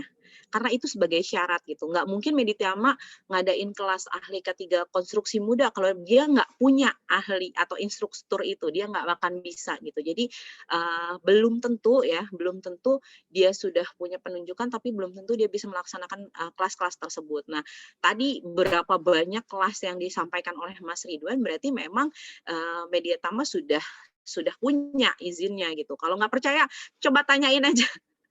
Pas mana nih izinnya gitu kan sebagai penyelenggaranya. Itu silakan, itu haknya teman-teman gitu kan. Kenapa? Karena jangan sampai teman-teman, mohon maaf ya, tertipu harga murah. Ini banyak banget pelajaran ya. Terutama saya yang sering lihat ke lapangan. Sertifikatnya ada, ternyata bodong. Sementara yang punya kewenangan untuk itu dari kementerian ya gitu. Jadi teman-teman jangan tertipu dengan harga murah, apalagi dengan waktu yang singkat. Ini hati-hati sekali, peringatan ya. Kenapa? Karena belum tentu itu benar. Belum tentu itu benar ya. Jadi kalau misalnya jadi lebih panjang, misalnya kayak tadi Mediatama harusnya 5 hari jadi 7 hari, itu lebih baik. Tapi kalau harusnya 5 hari jadi cuma 3 hari, itu harus dipertanyakan. Kenapa kok bisa 3 hari gitu kan? Itu nggak mungkin. Nah, itu hati-hati sekali. Jadi jangan sampai teman-teman terkecoh, pilihlah tempat pelatihan yang benar gitu kan, yang memang sesuai dengan aturannya. Gimana Bu dengan BNSP? Ini kan banyak yang mempertanyakan ya. Saya sudah ada Bu pelatihannya di BNSP sebagai petugas K3. Berlaku nggak? Kalau kompetensi itu tidak ada yang salah, tapi kalau kita bicara terkait dengan lisen, kewenangan, itu bunyinya memang yang masih dikeluarkan oleh Kemenaker. Jadi BNSP tidak akan mengeluarkan lisensi atau tanda kewenangan seseorang terhadap pekerjaannya, tidak akan. Dia hanya mengeluarkan sertifikasinya saja. Tapi untuk lisennya itu hanya dikeluarkan oleh Kemenaker. Nah, yang diakui oleh Kemenaker adalah pelatihan atau kegiatan yang dilakukan oleh perusahaan jasa K3 yang sudah memiliki izin gitu kan. Terus gimana Bu dengan BNSP ini? Berarti nggak berlaku dong. Kalau menurut saya sih bukan soal berlaku atau tidak berlaku ya, tapi yang namanya ilmu itu pasti bermanfaat. Nggak mungkin enggak gitu kan. Ilmu itu pasti bermanfaat. Cuman memang problemnya ya, cuma memang aturannya sejauh ini yang masih diakui adalah yang diselenggarakan oleh PJK3. Jadi kalau saya pasti menyarankan gini, baca dulu aturannya. Aturannya itu apa, bunyinya apa, dan bagaimana gitu kan. Jangan sampai kita kan sama-sama pelatihan, ya nggak bisa gitu kan, karena itu beda. Makanya mungkin ya kayak hari ini juga pelatihan loh gitu kan. Tapi apakah nanti keluar lisensi kan enggak gitu kan. Apakah keluar lisensi? Kan enggak gitu. Jadi ini pelatihan ilmu untuk menambah pengetahuan kita, kekayaan kita, sehingga kita bisa bertambah lagi gitu kan. Seperti apa dan bagaimana. Tapi kalau untuk kewenangan lisensinya itu tetap diatur sesuai dengan peraturan perundang-undangan yang berlaku gitu. Mas Ridwan seneng banget nih, banyak banget. Ini yang saya senang dari kelas konstruksi beneran deh. Pertanyaannya luar biasa. Oke, itu sih Bu Isti ya. Jadi memang harus perlu ini juga ya, maksudnya was-was juga ya terkait dengan sertifikat. Soalnya banyak penawaran terkait dengan mereka bisa mengeluarkan sertifikat tanpa mengikuti training itu. Iya, nggak bisa. Jadi jangan, iya jangan. Oke. Pokoknya kalau mau lebih puas lagi nanya-nanyanya, silakan ikut kelas. Bener, nanti ketemu lagi sama Bu Isti. Kalau di kelas, bebas. Saya hidupin speakernya, semua boleh ngomong, semua boleh komentar, semua boleh share sampai waktunya habis. Silakan. Makanya saya kalau ya Mas Ridwan ya sering dampingin saya, kalau kelas konstruksi kita nggak pernah terlalu lama bahas perundangan ya, karena kita butuhnya di lapangan seperti apa dan bagaimana cara menyikapinya, itu biasanya kita share. Jadi, sangat sayang sekali karena webinarnya Bu, terbatas. kita sepertinya masuk ke session 3 nih Bu, terkait masih Q&A juga. Jadi bagi yang ingin bertanya langsung dengan pembicara, silakan klik raise hand ya teman-teman sekalian yang ada di layar PC atau HP Bapak Ibu semuanya ya. Kami akan memberikan kesempatan untuk bertanya langsung nih dengan pembicara. Oke. Silakan ya Bapak-bapak teman-teman sekalian yang mau bertanya secara langsung, mohon untuk diklik raise hand-nya. Oke, ini ada Pak Muhammad Irfan. Waduh, langsung tenggelam lagi ya tadi ya. Pak Yunus tuh. Pak Yunus. Oke. Silakan Pak Yunus untuk bertanya langsung. Di-unmute dulu. Di-unmute dulu Pak Yunus. Silakan Pak Yunus, dari mana? Ini pertanyaan yang ditulis di chat aja menarik sekali nih sama Pak Yunus nih. Wow. Silakan Pak Yunus di-unmute dulu biar kita bisa dengar suaranya. Bapak Ibu semua silakan gunakan tombol raise hand yang ada di bagian bawah. Halo? Oke, silakan. Ya, halo. Ya, silakan Pak Yunus. Ya, seperti yang saya di chat itu, Iya. aku kan dari ahli ketiga konstruksi dari A2 ke 4I. Yang digunakan di proyek konstruksi PUPR itu yang dari LPJK atau BNSP. Halo? Iya, siap Pak. Kedengeran. Lanjut. Jadi SKA yang dikeluarkan dari Kemenaker tidak berlaku di Kementerian PU. Itu sesuai AK-AK-nya, kerangka acuan kerjanya. Jadi mohon penjelasan karena kalau kami udah berapa tahun ini, kami biasanya dari LPJK atau BNSP yang keluarkan sertifikatnya, Bu. Ya, gimana itu? Siap. Ya, Oke. Gimana? Ya, jadi sebenarnya gini Pak Yunus, kalau kita mengacu kepada SKB ya, surat keputusan bersama yang sama-sama ditandatangani oleh Menteri Tenaga Kerja dengan Menteri PU ya, di sana dijelaskan ahli K3 itu siapa sih? Mungkin mohon izin ya saya share sedikit ya materi yang SKB-nya ya, biar teman-teman juga sama-sama baca. Jadi di SKB-nya itu bunyinya adalah pengawasan ahli ya. Ahli itu yang dikeluarkan oleh Menaker sebenarnya. Aduh, ini kenapa menjadi kecil? Nah, sip ya, sebentar. Sudah muncul ya? Sudah muncul, Bu. Sudah. Ya, bentar.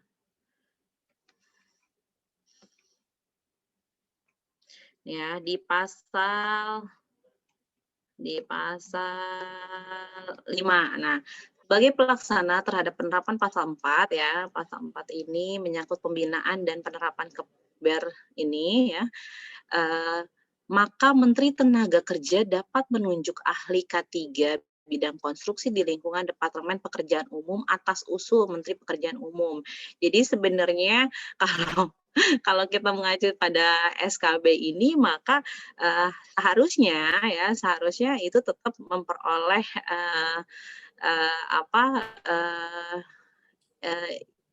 pengesahan atau izin ya, atau apa bahasanya itu dari Menaker sebenarnya seperti itu gitu. Makanya gimana dengan posisi pertanyaan Pak Yunus tadi, kalau saya pribadi menyikapinya lebih kepada kita masing-masing ya. Jadi kita masing-masing memang ada aturannya, ada rumahnya ya, ada aturannya, ada rumahnya. Ketika memang itu diwajibkan ya, maka itulah yang kita laksanakan. Kalau misalnya kok kayak kesannya tumpang tindih gitu kan. Nah, itu yang memang ke depannya mungkin ya karena akan banyak aturan-aturan diintegrasikan ya, makanya kita akan ikuti gitu. Tapi untuk sejauh ini tidak akan masalah kalau tidak diperiksa oleh kami gitu kan. Tapi akan bermasalah ketika diperiksa oleh kami. Kenapa? Karena itu tidak belum memenuhi belum memenuhi standar yang ada di Kemenaker gitu. Terus gimana? Ya berarti harus dua-duanya sebenarnya sertifikasinya gitu ya. Jadi inilah yang masih menjadi PR bersama lah ya untuk pemerintah. Kenapa? Karena masih banyak aturan yang tumpang tindih. Jangankan teman-teman, mungkin Pak Denny juga jadi bingung nih gitu kan ketika pas saya maunya, makanya kan teman-teman PJK 3 banyak yang sudah punya apa bahasanya izinnya 2 ya, BNSP punya, kemudian Kemenaker punya. Kenapa? Karena sekalian sertifikasinya gitu, semuanya bisa sekali jalan bisa diurusin gitu. Itu seperti itu. Jadi kalau ditanya seperti Ini bisa apa, nambahin, bagaimana Bu. Bu? Ya silakan. Jadi gini Pak Yunus sama Pak Safrudin ya, memang kalau Pak secara Safrudin. bisnis ya, memang Itu. di Kementerian PU memang mengakui, jujur aja memang yang diakui itu SKA LPJK itu dulu Betul. ya. Tapi sejak keluar regulasi yang baru dari PUPR itu dikeluarkan dari LSP yang terlisensi oleh BNSP. Itu ngomongin secara bisnis. Tapi ngomongin secara regulasi yang Ibu Isti bilang tadi, kewenangan. Nah, ini harus digarisbawahi ya, kewenangan ya. Sertifikat berdasarkan PP 50 tahun 2012 juga, ini sekedar menambahkan Bu Isti ya. Ada di pasal 10 ya, ayat 3 bahwasannya kompetensi itu harus dibuktikan dengan sertifikat. Itu poin A-nya. Sertifikat boleh dikeluarkan oleh mana saja, mau LPJK, Kemenaker, BNSP terserah. Tapi yang poin B-nya ada kewenangan ya, kewenangan dan operasi ya itu dikeluarkan oleh Kementerian Ketenagakerjaan. Jadi gitu. Jadi bagi Bapak-bapak Ibu semua yang sudah punya sertifikat dari LPJK atau dari BNSP nggak masalah. Cuma silakan Bapak Ibu semua untuk mengurus untuk segera dapat kartu lisensi kewenangan sebagai ahli K3 konstruksi di perusahaannya karena ngomongin soal regulasi. Mungkin seperti itu, Bu ya. Iya, dan tadi akhirnya ada korban. Akhirnya ada korban ya. Jadi teman-teman merasanya, Bu gimana sih udah ikut ini, terus ternyata sampai ini nggak diakui. Bukan tidak diakui tadi ya, tetap kita akui, namun terkait dengan kewenangan itu akan berbeda karena sudah ada regulasinya masing-masing dan itu sudah ada aturannya gitu ya. Jadi tetap kita harus laksanakanlah sesuai dengan aturan. Betul. Nah, sebagai informasi nih Bu Isti, Mediatama insya Allah bulan Mei atau bulan Juni bekerja sama dengan A2K4. Dalam hal ini A2K4 berubah menjadi PAKI namanya. Perkumpulan Ahli Keselamatan Konstruksi Indonesia yang mana diketuai oleh Bapak Insinyur Lazuardi Nurdin CSP. Kita akan kerjasama ikut pelatihan ahli K3 konstruksi di Mediatama itu langsung dapat 2 sertifikat. 1 sertifikat dari Kemenaker, 1 sertifikat dari BNSP melalui LSP K3 Konstruksi Indonesia. Ya, termasuk juga nanti ada dapat kartu lisensi. Jadi Bapak Ibu semua, ujiannya nanti dua kali ya. 2 kali. Ujian dengan teman K3.id, satu lagi uji kompetensi dengan LSP. Jadi Bapak Ibu semua insya Allah nanti bulan Mei atau bulan Juni kita akan adakan. Silakan nanti info ke Mas Ridwan kalau Bapak Ibu semua yang ingin 1 kali pelatihan langsung dapat 2 sertifikat. Jadi itu Bu. Iya, itu makanya karena ada aturannya ya, makanya akhirnya alhamdulillah kalau menurut saya ketika kita juga sudah melakukan sesuai ya dengan aturan yang memang dilaksanakan, ya itu gitu adanya, dan memang tidak untuk diperdebatkan ya. Bukan untuk diperdebatkan, karena untuk dilaksanakan. Karena tadi akan berbeda bahasa kewenangan dengan bahasa sertifikasi. Kalau sertifikasi mau dari manapun itu pasti diakui lah, ya kan, nggak mungkin gitu nggak diakui. Hari ini pun pasti akan diakui sertifikasinya. Cuman memang pertanyaannya kalau ngomongin kewenangan ya kita nggak bisa bilang aturan yang nggak ada bunyinya gitu kan. Itu harus ada bunyinya, dan bunyinya memang masih ada di Kementerian Tenaga Kerja. Nah, kedepannya kita nggak pernah tahu ya. Kedepannya kita nggak pernah tahu apakah nantinya mungkin dari Kemenaker akan melepas itu dan menyerahkan ke PU, monggo gitu kan. Atau mungkin kedepannya dari PU dilepas ke Kemenaker, itu monggo silakan. Jadi intinya begitulah aturan kita yang masih berlaku di Indonesia ya Pak Deddy. Jadi mau nggak mau, suka nggak suka harus kita ikuti. Tidak hanya dengan Kementerian PU. Kalau konstruksi memang dengan PU. Tapi untuk kegiatan yang lain, kayak kebakaran pasti dengan Damkar. Kemudian listrik dengan SDM. Itu kita sudah banyak gitu yang saling bersinggungan. Namun tadi selama aturannya masih bunyi, selama aturan itu masih ada, maka mau tidak mau, suka tidak suka, ya itu yang harus kita laksanakan. Sebagai orang yang berusaha, ya, izin mungkin kalau saya boleh mengutip, belum lama saya ikut kegiatan dengan Prof. Tan Malaka ya. Jadi sebenarnya seharusnya SMK 3 itu terintegrasi dalam bisnis, bukan terintegrasi di sistem perusahaan. Kenapa? Karena kalau ketika kita terintegrasi dengan bisnis, bukan lagi berapa biaya yang harus kita keluarkan, tapi aturan apa yang harus kita penuhi. Jadi gitu. Itu yang menarik menurut saya. Kenapa? Karena bisnis gitu kan. Tahu sendiri kalau bisnis kan pasti kita ngelihat sisi untung dan rugi. Tapi kalau kita berusaha melaksanakan semua aturannya secara tepat, apalagi dengan cara yang benar gitu kan, maka insya Allah sebenarnya sih semuanya akan sesuai dan tidak ada yang dirugikan sebenarnya. Tapi ya tadi ketika kita masih menimbang ini itunya, dan ya sudah ya pasti Sebenarnya akan Bu Isti, ahli K3 konstruksi yang dari Kemenaker, ahli muda K3 konstruksi, sebagaimana saya dapat info juga, sebenarnya diakui di Kementerian PU.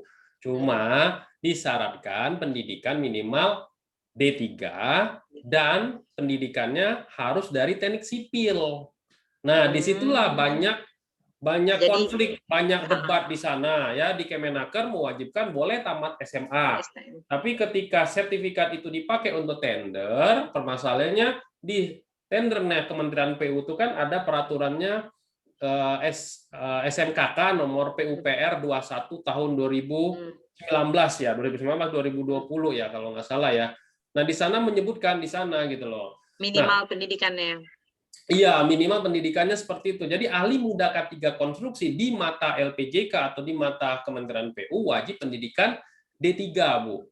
Nah, di bawah ahli muda itu ada namanya supervisor K3 konstruksi dan petugas K3 konstruksi. Nah, petugas dan supervisor ini yang boleh SMA. Nah, inilah yang menjadi permasalahan ketika saya ketemu sama Ketua Umum PAKI ya, ngobrol bareng, gimana cara menjembataninnya ini? Ahli muda K3 konstruksi pendidikan dari Kemenaker itu SMA, sedangkan ahli muda K3 konstruksi yang harus diberikan sertifikat oleh BNSP dan melalui LSP adalah pendidikan dari D3. Jadi mau nggak mau yang ahli muda K3 konstruksi Kemenaker, kalau dia pendidikannya SMA, dia turun Bu menjadi petugas K3 konstruksi untuk sertifikat BNSP-nya. Tapi kalau dia pendidikannya D3, dia bisa langsung ke ahli muda K3 konstruksinya LSP dari BNSP. Tinggal uji kompetensi saja. Jadi kalau dia sudah ikut pelatihan yang Kemenaker, tinggal uji kompetensi saja, is okay, diterima oleh si LSP tersebut. Jadi jembatannya kayak gitu, Bu.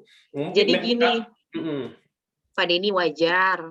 Kenapa? Coba dilihat Cap Dirjen itu lahirnya 2000 berapa.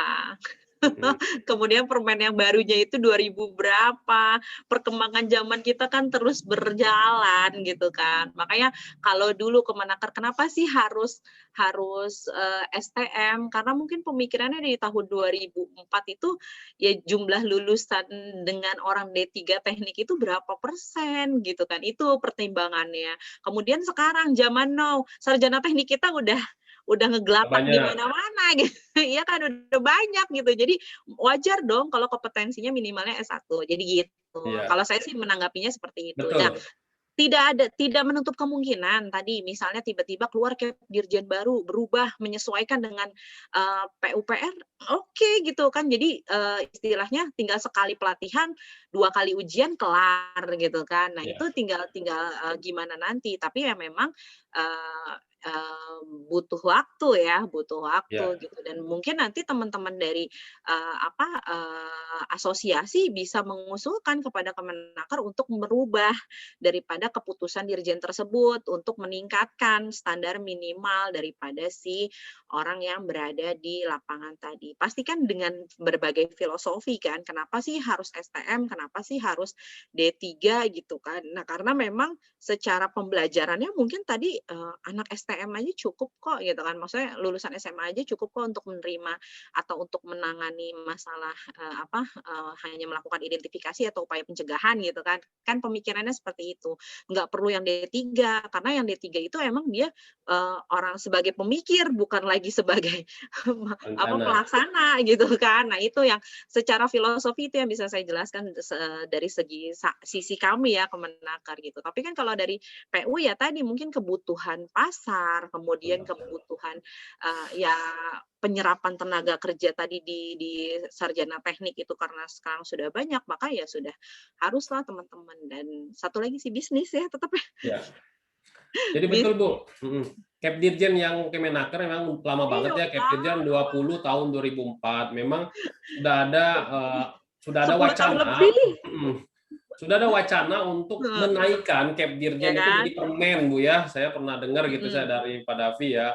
Nah, di dalamnya itu kan masih harus ada kesepakatan gitu kan antara Kementerian PU sama Kementerian Ketenagakerjaan supaya kompetensi ini bisa diakui secara bisnis ya. Itu bisnis ya agar ada benang merahnya, satu regulasi terpenuhi, satu bisnis terpenuhi. Karena kebanyakan kontraktor yang ikut pelatihan, mau ikut pelatihan K3 umum, K3 listrik, K3 konstruksi, apapun itu, ujungnya adalah dia bisa ikut tender gitu loh Bu ya, bisa ikut tender, bukan hanya pengakuan aja secara regulasi, tapi bisa ikut tender. Bahkan ada yang jelas-jelas banget ngomong ke saya itu kebutuhan tender doang. Betul.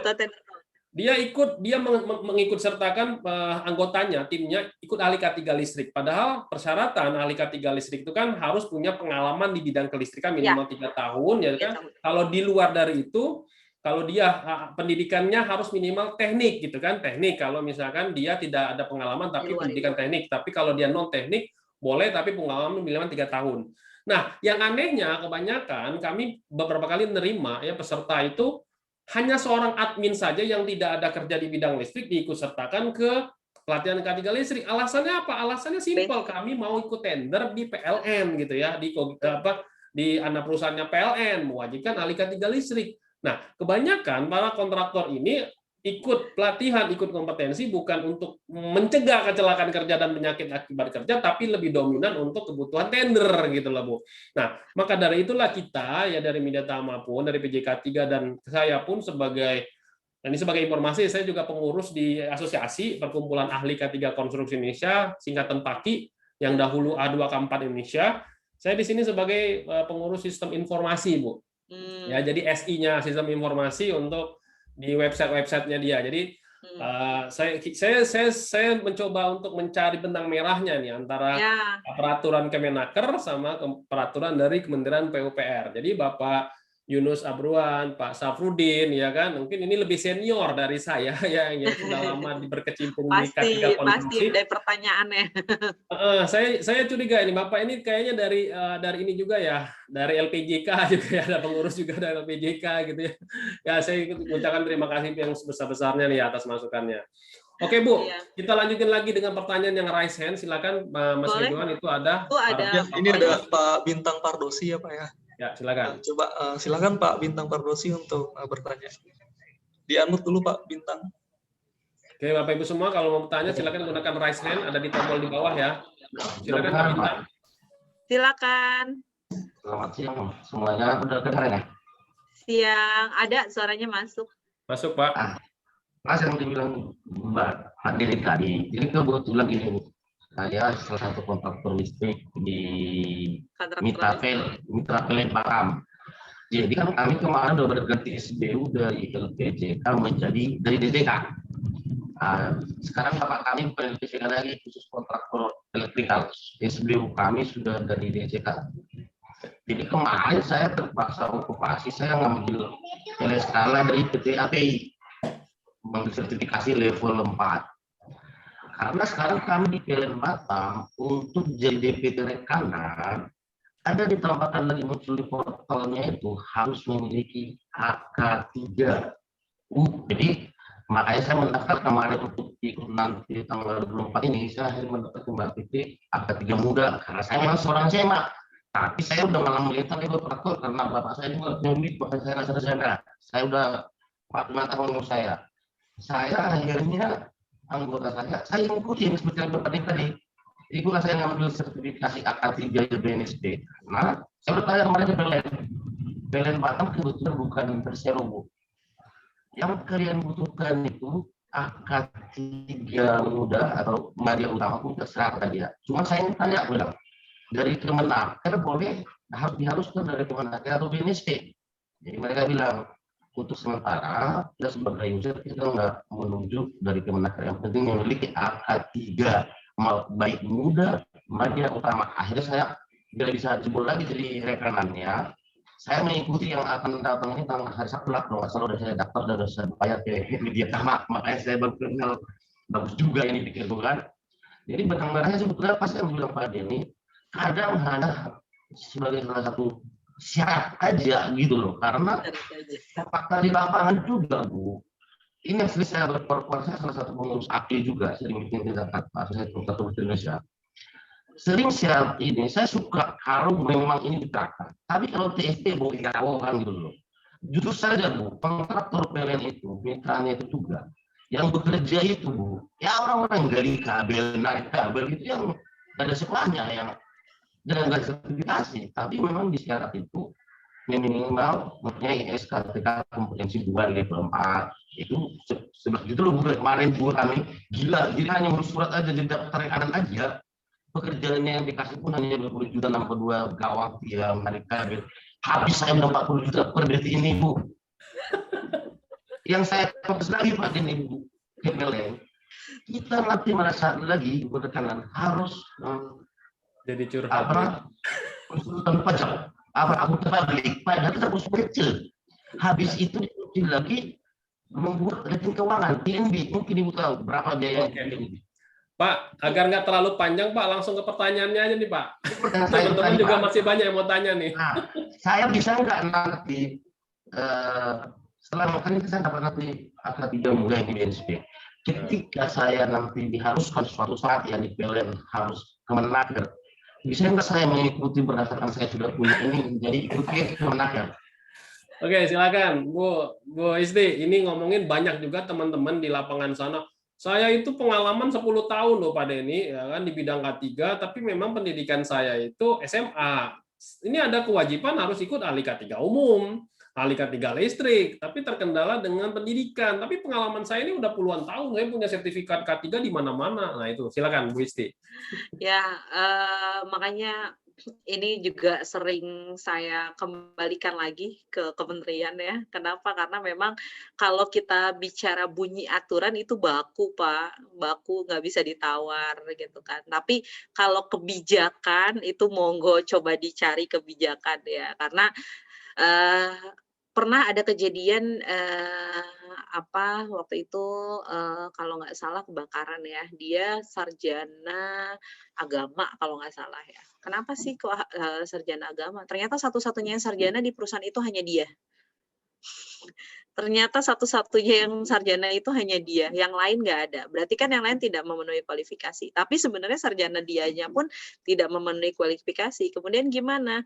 Jadi waktu itu akhirnya sosial dia tetap mengikuti, tapi kelulusannya bersyarat, Pak. Tidak utuh dia memegang kewenangan terkait dia sebagai ahli ya. Kenapa? Karena memang secara kompetensi ternyata memang dia belum menguasai semuanya gitu sih. Tapi memang lagi-lagi saya bilang silakan dibicarakan.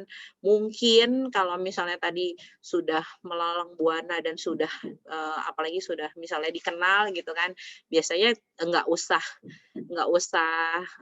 keluar muka nyebutin nama aja orang udah tahu.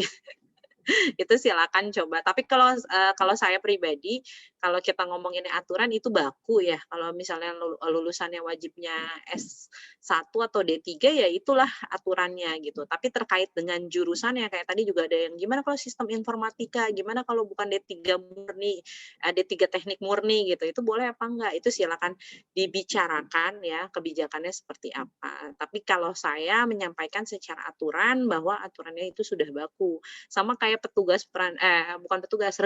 penanggulangan kebakaran. Itu kan ada batas usia 25 sampai 45. Rata-rata peserta saya itu di atas 45 semuanya gitu. Tapi saya tidak meragukan bapak-bapak yang di atas 45. Kenapa? Karena masih seger semua gitu kan. Nah, ini gimana solusinya? Nah, itu silakan kalau mencari kebijakan dibicarakan. Tapi kalau kita ngomongin regulasi ya utuh bunyinya regulasi seperti itu gitu. Jadi monggo lah itu ya dibahas nanti soal sertifikasinya bagaimana dan akan seperti apa. Karena kalau kami itu ujungnya adanya di Kemenaker ya. Adanya di Kemenaker gitu kan. Kalau kami gimana Kemenaker gitu kan. Kalau memang mereka memaklumi dan mengiyakan ya apa boleh buat gitu kan. Misalnya keluar nih sertifikasinya asli ya, bukan aspal asli, tapi ternyata dia tidak sesuai atau misalnya dia tidak menjalankan. Paling nanti kami yang di lapangan hanya bisa memberikan surat rekomendasi kepada kementerian untuk misalnya dievaluasi kembali SKP-nya orang tersebut. Atau beberapa ada yang di kita juga pernah kejadiannya fatality ya, menyebabkan meninggal, kemudian kita iniin ahlinya ternyata tidak menjalankan tugasnya, maka kita membuat rekomendasi pencabutan atas SKP yang bersangkutan. Itu pernah gitu. Jadi menurut saya kalaupun bukan maksudnya tidak mencapai syarat namun dia memenuhi kualifikasi itu kayaknya lebih meyakinkan. Cuman kan kalau di Indonesia kan syaratnya dulu nih harus dipenuhi, kalau tidak dipenuhi ya otomatis gugur gitu kan. Jadi silakan coba dicari saja kebijakannya seperti apa. Apalagi mungkin kalau misalnya bersama dengan orang-orang yang paham dan kenal ya, mungkin akan punya solusi tersendiri gitu. Dan saya sih senang sekali hari ini mudah-mudahan apa yang disampaikan teman-teman, apa yang disampaikan oleh saya, kebetulan juga Pak Denny sebagai pengurus ini bisa diangkat gitu dan dibahas. Salah satu kemarin juga pembahasan masalah kewajiban ikut asosiasi aja kan belum ada gitu kan. Nah, ini yang harus difikirkan juga. Jadi sebenarnya PR kementerian kalau kita ngomongin aturan itu banyak ya kan, banyak sekali. Banyaklah aturan kita yang udah jadul banget tuh banyak gitu yang harus diperbarui banyak. Tapi yang memikirkan ini yang masih kurang orang gitu untuk memikirkan perubahan-perubahan ini. Maka kita butuh saran, dukungan dari teman-teman semua untuk gimana nih ke depannya mudah-mudahan peraturan-peraturan konstruksi kita bisa sejalan, bisa sinergi dan yang tadi yang pasti sih istilahnya kita semua merasa sama-sama menikmati hasilnya apa gitu ya. Jadi bukan sekedar kebutuhan tender tadi ya, tapi manfaatnya ke depannya apa gitu. Itu sih yang kita harapkan. Oke, satu lagi nih, silakan Boleh. dari Pak Muhammad Irfan. Ini masih ada waktu 5 menit ya. Nih, Pak Irfan. Ada dua orang, siapa yang duluan? Pak Herdiansa atau Pak Irfan? Silakan. Pak Irfan. Silakan Pak Irfan dulu mungkin. Di-unmute dulu Pak Irfan. Pak Irfan. Oke, langsung ke Pak Herdiansyah. Kalau emang Pak Irfan, oke, Pak Herdiansyah silakan di unmute. Bapak Ibu semua kalau mau bertanya silakan gunakan raise hand. Satu Siap. kali aja. Oke, Pak Oke. Herdiansyah silakan. Makasih Pak, waktunya Pak. Ya, Halo, kedengeran? ya, masuk kok suaranya. Ya, gini Bu. Kami ini kan praktisi ya, Mm-mm, bukan pebisnis ataupun bagian dari pemerintah. mm-mm, Kalau dari pemerintah, tidak ada keuntungan buat kami sebagai praktisi. Dalam artian begini, ketika perusahaan ini dia harus memenuhi persyaratan yang diwajibkan oleh pemerintah. Begitupun dengan pemerintah sendiri kan. Ketika terjadi kecelakaan, pemerintah akan melakukan investigasi apakah perusahaan itu sudah mengikuti regulasi yang ditetapkan oleh pemerintah. Nah, untuk kami kan sebagai praktisi di sini kami sifatnya menjalankan kan Bu, bukan yang memutuskan gitu. Kira-kira ini pertanyaan dan usulan ya Bu ya. Bagaimana kalau misalkan sebelum project running itu ada izin khusus yang bisa meng-hold project tersebut kalau misalkan secara pemenuhan persyaratan belum terpenuhi. Ya, misalkan kan kalau kita pengen membangun itu ada IMB-nya. Kalau tidak ada IMB-nya ya tidak boleh membangun. Gitu. Itu kan sedikit banyak membantu kami sebagai praktisi agar terlindung dari yang namanya jerat hukum. Kalau misalkan terjadi hal-hal yang tidak diinginkan. Nah, itu gimana Bu? Mohon. Oke, terima kasih Pak. Makanya. Pertanyaan udah bisa direkam. Terima kasih. Ya, jadi kalau terkait dengan pertanyaannya Pak Henry ya,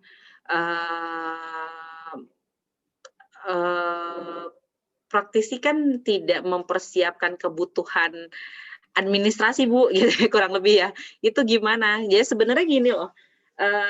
Sebenarnya pun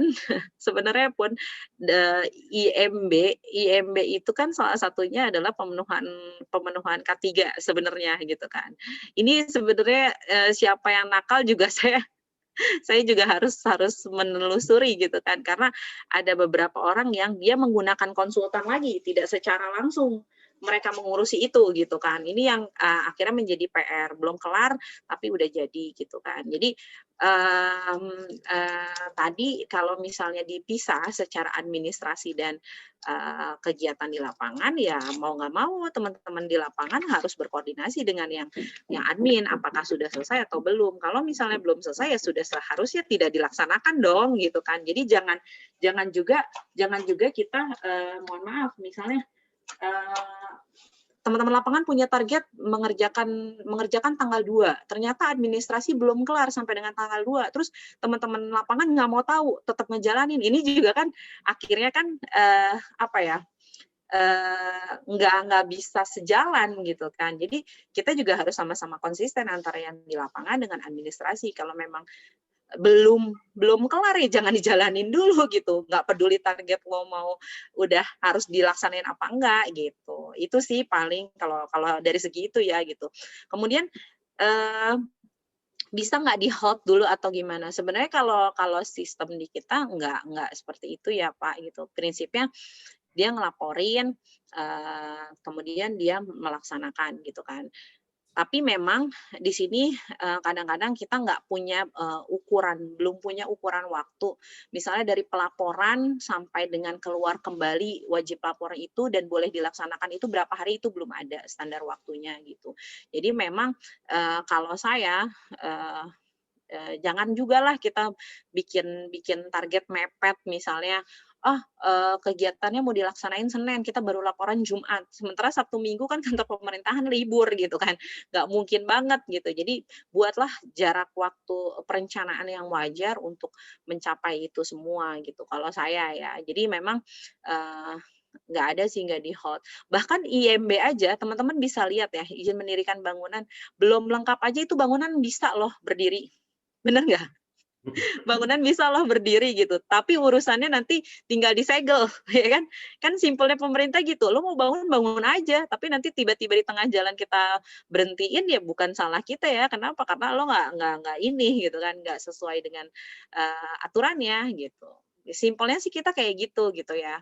Jadi amannya, kelarin dulu semuanya, baru berjalan proyeknya. Sebenarnya seperti itu. Dan mungkin ya harus komunikasi antara yang lapangan dengan administrasi, penyelesaiannya seperti apa dan bagaimana. Time schedule-nya bagaimana gitu. Jangan sampai ada perbedaan antara admin dengan orang lapangan gitu kan. Meskipun kita nggak mau tahu gitu kan, tapi ya mau komunikasi itu kan perlu ya gitu. Jadi jangan sampai kita tidak saling berkomunikasi dalam satu tempat aja tidak komunikasi, itu jangan sampai seperti itu. Mungkin itu ya jawabannya ya, Pak. Kalau dari saya. Oke, Mas Ridwan, silakan. Oh, Mas Ridwannya lagi ini. Oke, Bapak Ibu semua, waktu sudah. Oke, silakan Mas Ridwan, bisa ditayangin. Oke, silakan. Oke, terima kasih Bu Isti. Baiklah, teman-teman semua, kita sudah di penghujung acara. Sebelum kita tutup, mungkin kita ingin mendengar terlebih dahulu nih closing statement dari pembicara kita yang luar biasa ini. Sehingga Bapak Ibu, teman-teman semua dapat bekerja dengan selamat dan sehat di tempat kerja masing-masing. Kepada Bu Isti, kami persilahkan untuk closing statement. Terima kasih. Closing statement saya mungkin cuman satu ya, kita baca kembali lagi, jangan pernah bosen. Meskipun udah jadul, tapi itu yang masih berlaku di Indonesia, kita harus baca dan kita patuhilah aturannya itu seperti apa. Kalau urusan tawar-menawar dan di lapangan itu silakan, itu hal yang berbeda ya. Tapi yang saya sampaikan di sini itu aturannya kita laksanakan.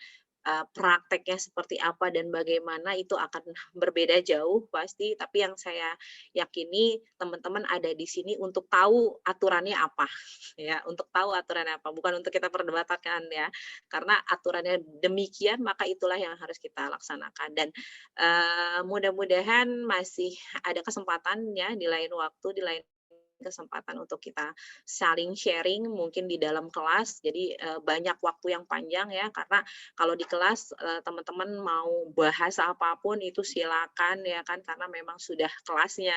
Kalau webinar memang pasti terbatas dan hanya beberapa yang bisa bertanya, dan mohon maaf kalau belum menjawab semuanya. Bahkan tadi ada yang satu lagi yang menarik yang saya baca terkait dengan gaji. Ini juga menjadi permasalahan teman-teman yang biasanya kalau di kelas ini curhat juga gitu. Ini gimana nih Bu, gaji kita kok beda-beda gini-gini. Nah, itu juga biasanya kalau di kelas saya akan kasih trik-triknya. Trik-triknya apa sih kira-kira, gimana sih supaya ngedorong teman-teman sudah bersertifikasi, berkompetensi, tapi pendapatannya segitu-gitu aja. Itu gimana caranya? Itu mungkin nanti ada di kelas, kita bisa obrolin lagi. Jadi silakan, monggo, kelas Media Tama banyak sekali. Boleh nanti tanya ke Mas Ridwan, Pak Denny, apa saja yang running. Kalau tadi ngelihat yang runningnya banyak banget ya, insya Allah. Mudah-mudahan, apalagi kalau yang tadi ya bisa langsung sepaket bareng, wah itu enak banget, teman-teman tinggal siapin otak karena takutnya ngebul. Bener, 2 kali ujian takutnya ngebul ya. Mungkin itu aja ya Mas Ridwan, Pak Denny, teman-teman semua, terima kasih banyak yang sudah hadir di webinar kali ini, senang sekali. Ya, terima kasih Bu Isti. Wah, luar biasa materi kita hari ini. Masih banyak pertanyaan-pertanyaan yang belum terjawab nih Bu sebenarnya. Iya. Teman-teman semua dapat mengirimkan email ya, mungkin ya pertanyaan tersebut ke email yang tertera saat mendaftar webinar. Kami mengucapkan terima kasih yang sebesar-besarnya atas ketersediaan instruktur Bu Isti untuk berbagi ilmunya, sharing-sharing terkait dengan topik hari ini, dan sungguh luar biasa. Kami doakan Ibu Isti Nurani diberikan keselamatan, diberikan kesehatan selalu, diberikan rezeki yang berkah, berlimpah, dan kebahagiaan. Dan semoga apa yang sudah disampaikan hari ini menjadi amal ibadah untuk Ibu Isti dan teman-teman semua. Bagi teman-teman semua yang sudah mengikuti webinar dari awal sampai akhir, kami mengucapkan terima kasih. Semoga ilmu yang didapat bermanfaat di tempat kerja Bapak Ibu masing-masing. Lebih dan kurangnya kami mohon maaf. Nama saya Ridwan sebagai host. Saya akhiri. Wabillahi taufiq wal hidayah. Wassalamualaikum warahmatullahi wabarakatuh. Selamat berjumpa di webinar Media Tama berikutnya. Bye. Waalaikumsalam warahmatullahi wabarakatuh. Terima kasih Bu Isti. Ya, Terima kasih, sama-sama. Bu Isti. Terima kasih semuanya.